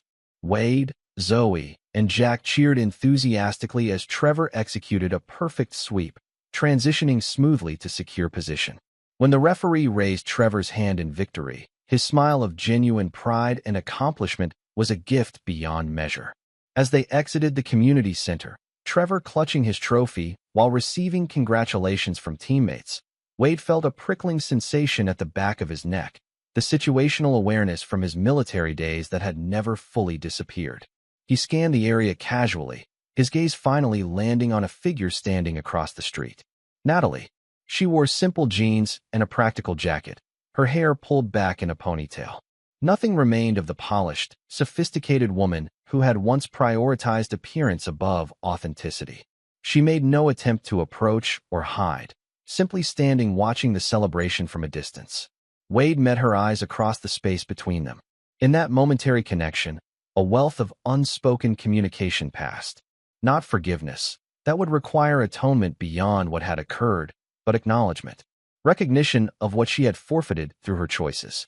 When Natalie took a step forward as if to approach, Wade's expression stopped her instantly. Not with anger or hostility, but with something more definitive, complete closure. The silent message was clear. You made your choice, and this is your consequence. She remained frozen for several seconds, then nodded once, accepting the boundary, before turning and walking away. Wade didn't mention the sighting to the children, who were wholly focused on celebrating Trevor's victory. That evening, they had a special dinner at Trevor's favorite restaurant. where Jack presented him with a custom display case for his growing collection of tournament medals. Later, after the children were asleep, Wade sat on the back porch of their new home, considering the day's unexpected encounter. He felt no disturbance to his peace, no reopening of old wounds. Natalie's appearance had been meaningless compared to the significance of Trevor's achievement and Zoe's joyful support of her brother. The moon rose over their Portland neighborhood, illuminating the telescope Trevor had set up earlier that week. Wade thought about the journey they had traveled, from shattered reality to rebuilt lives, from trauma to resilience, from victims to survivors. Not perfect, not without ongoing challenges, but whole in a new configuration, strengthened by what they had overcome together. Wade smiled as he looked up at the stars visible even through the city lights. They had reclaimed their future, transforming betrayal into growth, abandonment into closer bonds. Whatever came next, they would face it as they had faced everything since that fateful day, together, with courage and determination. They were, at last, truly free. Epilogue, a future reclaimed. 15 years later. The University of Washington's graduation ceremony concluded with the traditional tossing of caps, a flurry of blue against the clear Seattle sky. Among the dispersing crowd, Wade Harmon, now 56, straightened his tie as he scanned the sea of graduates for a familiar face. "Dad, over here."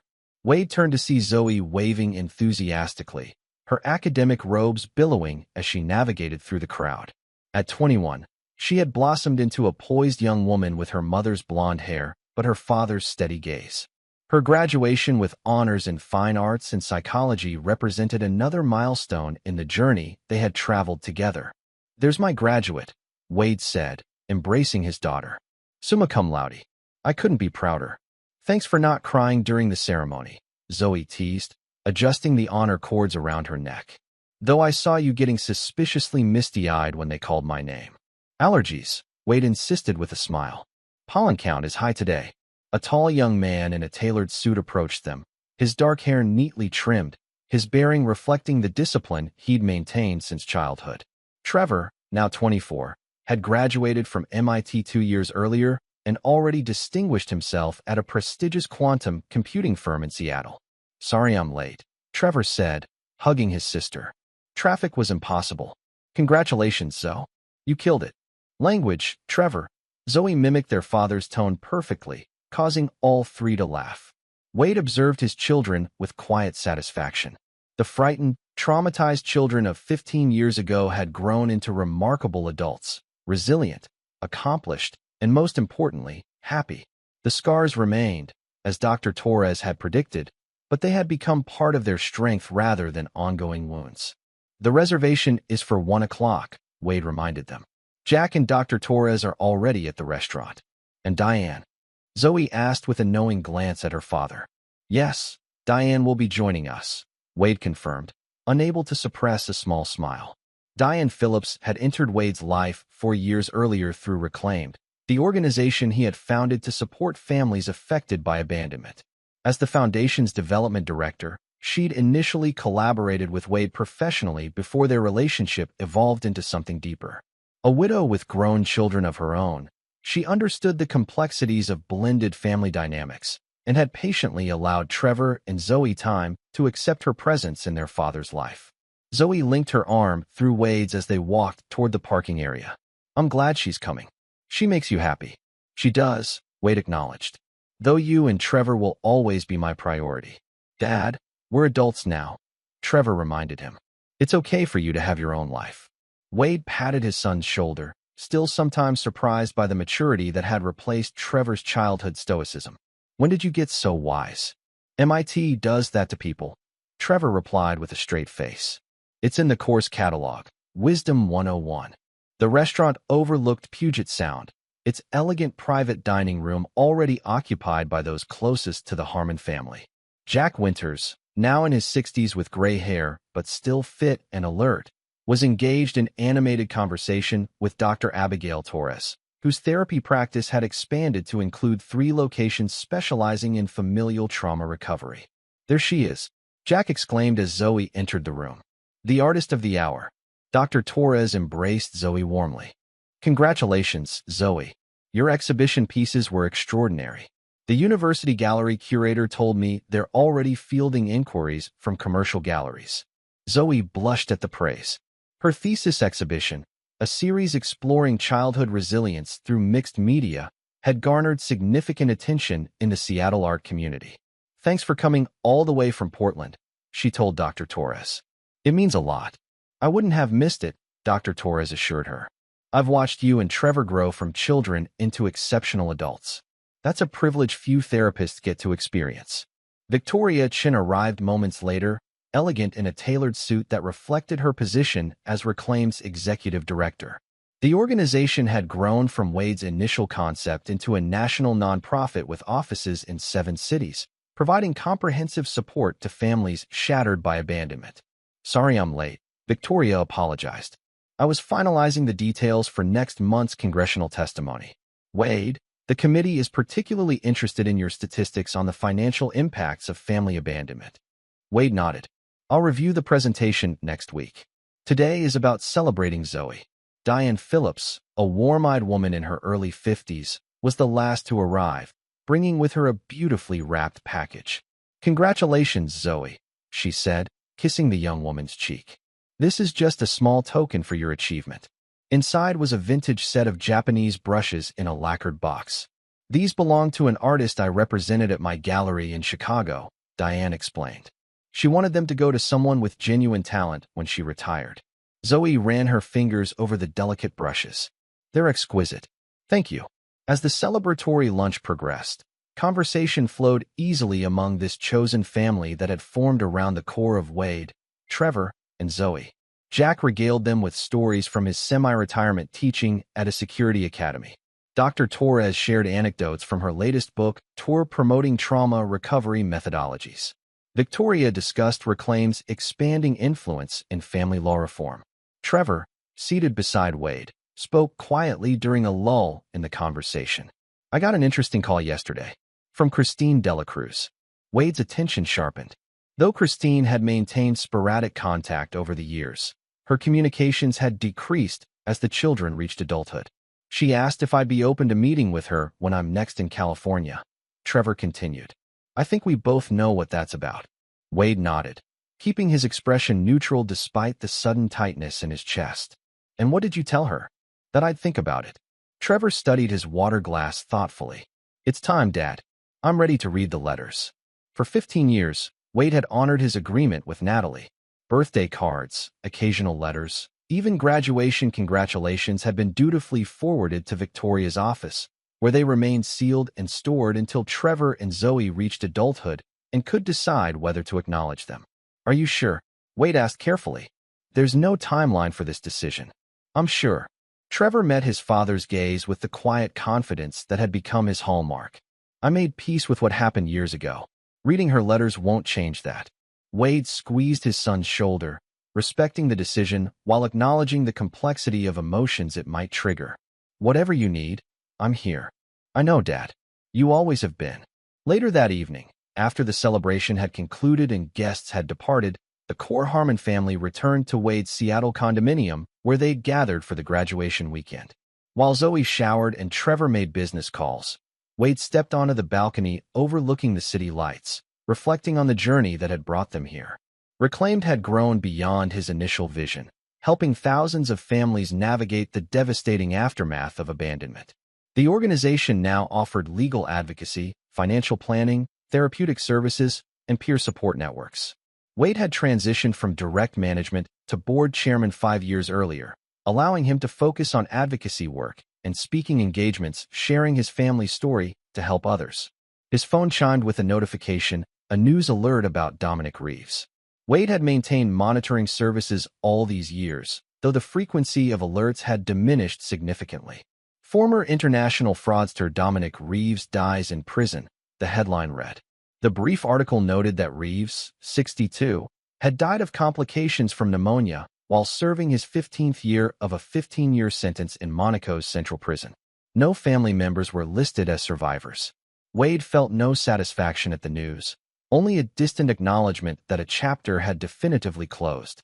He forwarded the article to Jack and Victoria, then deleted it. Dominic Reeves had ceased to matter in their lives long ago. The balcony door slid open behind him. Zoe joined him at the railing, wrapped in a University of Washington sweatshirt despite the mild June evening. "Everything okay, Dad? You look pensive." "Just reflecting," Wade replied. Proud father thoughts. Zoe leaned against his shoulder, a gesture she'd maintained since childhood. "Trevor told me about Christine's call. About the letters. And how do you feel about that?" "Not ready," Zoe admitted. "Not yet. Maybe someday, but not now." Wade nodded, respecting her different timeline. "There's no rush. They'll be there when and if you want them." They stood in comfortable silence, watching aircraft lights drift across the darkening sky. Finally, Zoe spoke again, her voice thoughtful. "I've been thinking about what comes next. After graduate school." "The Seattle Art Institute seemed enthusiastic about your application," Wade noted. "They were. But I'm considering something different." Zoe turned to face him directly. "I want to work with Reclaimed.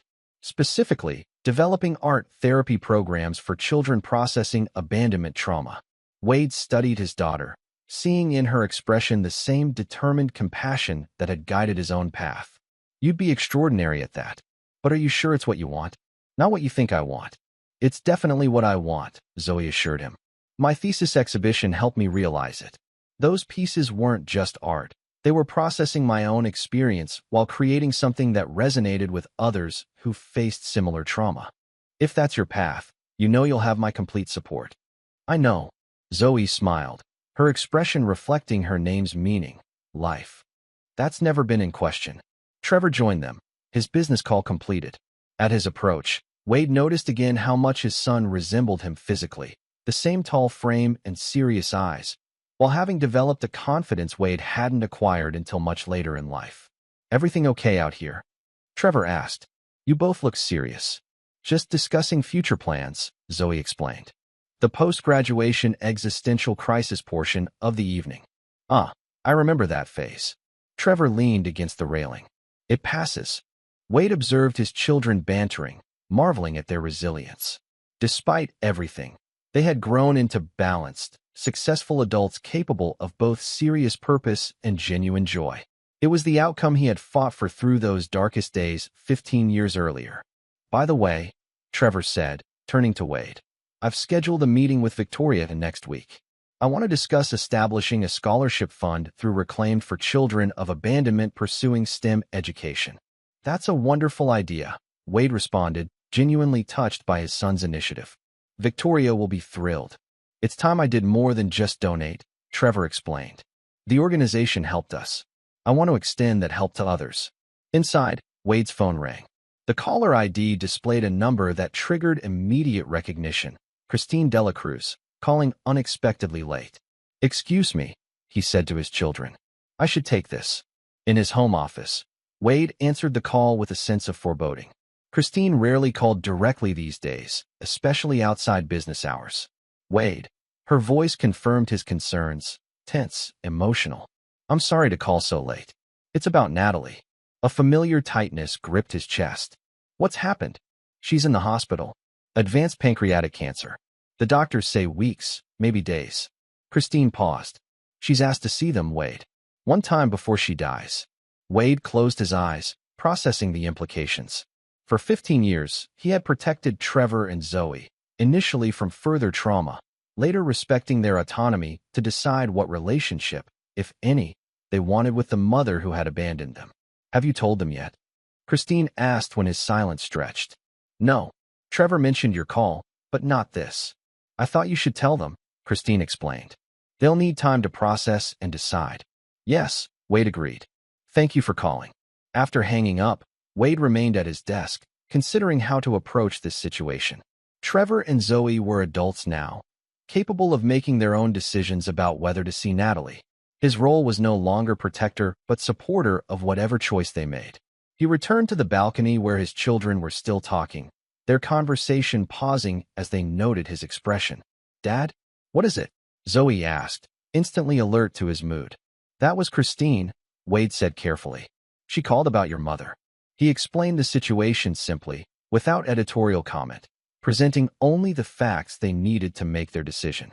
As he spoke, he watched their expressions, Trevor's face settling into thoughtful consideration, Zoe's more openly emotional. You're both adults, Wade concluded. This is entirely your decision. Whatever you choose, I'll support you. Do you think we should go? Zoe asked, her voice smaller than usual. Wade chose his words with care. That's not for me to say. This is about what you need, not what anyone else thinks you should do. Trevor placed a protective arm around his sister's shoulders. We don't have to decide tonight. Let's sleep on it. Later that night, after Trevor and Zoe had retired to their rooms, Wade sat in his living room with a glass of scotch, memories surfacing unbidden. Natalie as she'd been when they first met, young, vibrant, seemingly genuine. The early years of their marriage before the facade began to crack. The devastating betrayal that had almost destroyed their family. And now, 15 years later, she was dying, making a final request to see the children she had abandoned. Wade wasn't surprised when his bedroom door opened around midnight. Trevor entered, followed by Zoe, both looking as they had years ago when nightmares drove them to seek his reassurance. We can't sleep, Zoe admitted, curling into the corner of the sofa. Understandable, Wade acknowledged. It's a lot to process. Trevor remained standing, hands in the pockets of his sweatpants. I'm going to see her, he said finally. Not for her sake, but for mine. To close that chapter completely. Zoe looked up at her brother, then at Wade. If Trevor's going, I'll go too. But I don't want to be alone with her. You won't be, Trevor assured her. We'll go together. And I'll be there if you want me to, Wade added. Or I can wait nearby. Whatever makes this easier for you both. Zoe nodded gratefully. I'd feel better if you were close by. Trevor addressed the practical aspects, characteristically focused on logistics. How soon should we go? Where is she? She's in Fargo, Wade explained. As for timing, Christine indicated sooner rather than later would be advisable. I'll change my flight back to Boston, Trevor decided. Zoe, can you postpone your graduate school orientation? It's not until next month, she confirmed. I'm free. Wade watched his children planning, their approach considered rather than reactive. They'd grown into adults who faced difficult situations with thoughtfulness and courage, perhaps the most significant testament to their healing journey. Dad, Zoe's voice interrupted his thoughts. What about you? Are you okay with this? The question touched him deeply, his adult daughter considering his emotional needs in this complex situation. I made my peace with Natalie years ago, he assured her truthfully. This isn't about me. It's about what you and Trevor need for your own closure. 3 days later, Wade stood in the corridor of Mercy Hospital in Fargo, North Dakota, watching Trevor and Zoe through the window of Natalie's room. They had decided he should wait outside, available if needed, but giving them privacy for this final encounter with their mother. Through the glass, Wade could see Natalie propped up in the hospital bed, her once vibrant presence diminished by illness. Her hair, now completely gray, lay limp against the pillow. The sophisticated beauty that had once been her armor was stripped away, leaving only fragility and the hollow-eyed awareness of impending death. Trevor stood at the foot of the bed, his posture straight, his expression compassionate but controlled. Zoe sat in a chair beside the bed, fidgeting with the edge of her cardigan, her emotional struggle more visible. Wade couldn't hear their conversation, but he observed the interaction closely, Natalie speaking with evident effort, Trevor nodding occasionally, Zoe wiping tears from her cheeks. After 15 minutes, Trevor moved to stand beside his sister, placing a supportive hand on her shoulder as they prepared to leave. Before they did, Natalie reached for something on her bedside table, a small box that she handed to Trevor with trembling hands. He accepted it with a nod, then leaned down when she appeared to ask something. After a moment's hesitation, he allowed her to touch his cheek briefly, not quite an embrace, but a final human contact. Zoe remained more distant, managing only a brief touch of Natalie's hand before retreating to the door. The goodbye was short, dignified, without dramatic displays from either side. When they emerged into the corridor, Wade saw the emotional toll in their expressions, not devastation, but the complex mixture of grief, resolution, and lingering questions that such encounters inevitably produce. You okay? He asked simply. Trevor nodded, the small box clutched in his hand. She apologized, said she's been in therapy for years, trying to understand why she did what she did. She looks so different, Zoe said quietly. So ordinary. Wade put an arm around each of them, guiding them toward the elevator. Do you want to talk about it now or later? Later, they decided in unison. Outside the hospital, in the crisp Fargo air, Trevor finally opened the box Natalie had given him. Inside was a folded piece of paper and two items of jewelry, a sapphire ring and a pearl necklace. Her grandmother's jewelry, Trevor explained, reading the note. She wants us to have them. Says they're the only things of value she has left to give us.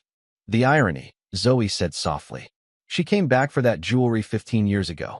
Now she's giving it to us. Trevor handed the necklace to his sister. She specifically said this was for you. Apparently, you used to play with it as a little girl. Zoe accepted the pearls, running them through her fingers with a distant expression. I don't remember that. There's something else, Trevor added, extracting a key from the bottom of the box. To a storage unit here in Fargo. She said it contains things she's saved for us over the years. Photos, news clippings about our achievements, keepsakes. A shrine to the family she abandoned, Wade observed, unable to keep the edge from his voice despite his best efforts. She said she's been following our lives from a distance, Zoe explained. Not stalking, just keeping track through public information. My art exhibitions, Trevor's published research. Does that bother you? Wade asked carefully. Trevor considered the question. Not really. It doesn't change anything. What do you want to do about the storage unit? Wade asked. Not today, Zoe decided. Maybe before we leave Fargo. Or maybe never. I don't know. The following morning, as they prepared to check out of their hotel, Christine arrived to meet them for breakfast. At 64, she retained the direct manner and sharp intelligence that had characterized her interaction with the Harmon family from the beginning. How did it go?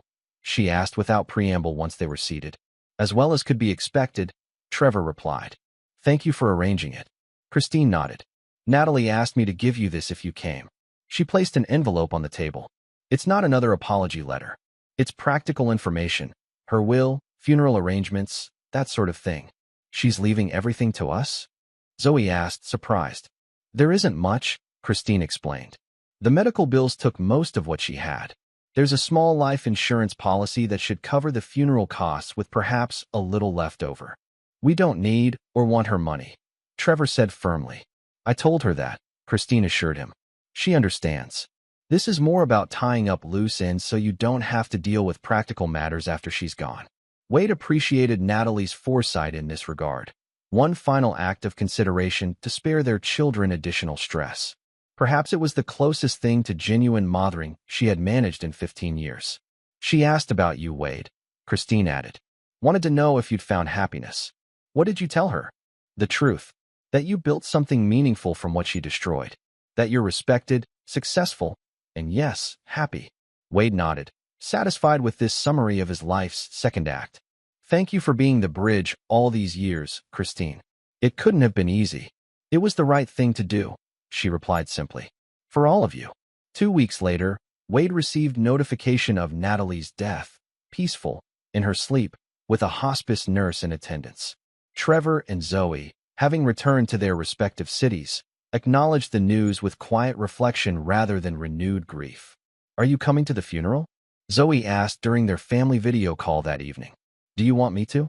Wade countered gently. No, Trevor answered. This is something Zoe and I should do ourselves. If you're comfortable with that. I am, Wade assured them. You're adults making your own choices about this relationship. My role is to support those choices, not direct them. The funeral was small, attended primarily by Natalie's co-workers from the diner and fellow members of her support group. Trevor and Zoe attended quietly, accepting condolences from people who knew a version of their mother they had never experienced, the humble, hard-working woman seeking redemption through small daily kindnesses.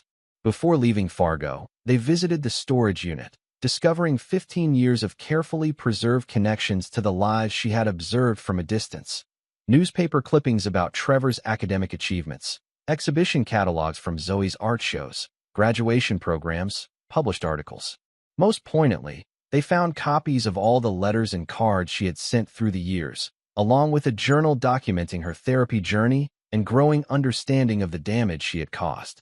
She really did change, Zoe said softly as they sorted through the materials. Too late for us, but she changed. People are complicated, Trevor observed, his analytical mind always seeking patterns and understanding. She made terrible choices that hurt us immeasurably. She also spent 15 years trying to atone in whatever limited way she could. They selected a few meaningful items to keep, donated what seemed appropriate to Natalie's support group for families seeking reconciliation, and closed the storage unit for the final time. 6 months later, on a crisp autumn evening, Wade hosted a dinner at his Seattle condominium. The occasion was significant. His engagement to Diane, formalized that afternoon with a simple proposal at the art gallery where they had first connected personally rather than professionally. Around the table sat the family they had created through both blood and choice. Trevor, home from Boston for the weekend. Zoe, thriving in graduate school while developing art therapy programs for Reclaimed.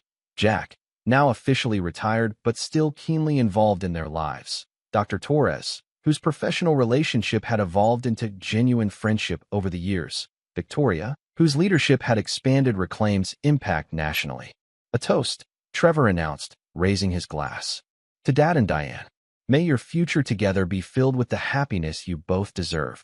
And to family, Zoe added, the one we were born into and the one we created. As glasses clinked and congratulations flowed, Wade surveyed the gathering with profound gratitude. The journey from that devastating day 15 years ago to this moment of genuine joy had been arduous, painful, and ultimately transformative. Later that evening, as the gathering wound down, Wade found himself on the balcony with Trevor, both enjoying the rare, clear Seattle night sky. I've been thinking about something Mom said during our visit, Trevor said, using the term mom for the first time in Wade's memory. About choices and consequences. What about them? Wade asked. She told me her biggest regret wasn't leaving, though she regretted that too, but not understanding that choices create ripples that affect everything that comes after. Trevor gazed at the city lights below. She said you understood that from the beginning, that every decision you made after she left was about minimizing the ripples of damage for Zoe and me. Wade considered this characterization of his parenting philosophy. I tried. Didn't always succeed, but I tried. You did more than try, Dad. Trevor turned to face him directly. You succeeded. You rebuilt our foundation when it was completely shattered. You showed us that betrayal isn't the end of the story. The simple acknowledgement touched Wade deeply. His son, now a man, recognizing the intention behind 15 years of dedicated parenting. Thank you for saying that, Wade said quietly. It means more than you know. Inside, laughter erupted as Jack recounted a story from their shared past, the warm sound flowing through the open balcony door. Trevor smiled at the familiar cadence of their chosen family's interaction. You know what I realized at Mom's funeral? He asked. That grief isn't just about loss. Sometimes it's about what never was and never could be. Wade nodded, understanding the complex emotion his son was articulating. And how do you feel about that now? At peace, Trevor said simply. I grieve the mother I never had years ago. Seeing her at the end, understanding her journey, it didn't change what happened, but it completed the circle somehow. They stood in companionable silence, father and son, reflecting on the long road traveled and the future stretching before them. A future built on conscious choices, resilience, and the unwavering commitment to create something meaningful from devastation. Inside, Diane appeared in the doorway. We're about to have dessert. Zoe's insisting we use the formal china since it's a special occasion. We'll be right there, Wade assured her, exchanging a warm smile with the woman who had patiently earned her place in their reconstructed family. As they moved to rejoin the gathering, Trevor paused. One more thing, Dad. Thank you for never making us choose sides. For giving us the space to find our own way through this, even at the end. You and Zoe deserved nothing less, Wade replied simply. You always will. The family assembled around the table as Zoe presented a cake decorated with her artistic flair. Looking at these beloved faces, his children now adults with their own strength and wisdom, the friends who had become family, the woman who had opened his heart again, Wade felt a sense of completion. The betrayal that had once threatened to destroy them had instead become the foundation for something stronger, more authentic, and ultimately more meaningful than what had existed before. Through conscious choice and unwavering commitment, they had reclaimed not just their present but their future, together, resilient, whole. This is where our story comes to an end. Share your thoughts in the comments section. Thanks for your time. If you enjoy this story, please subscribe to this channel.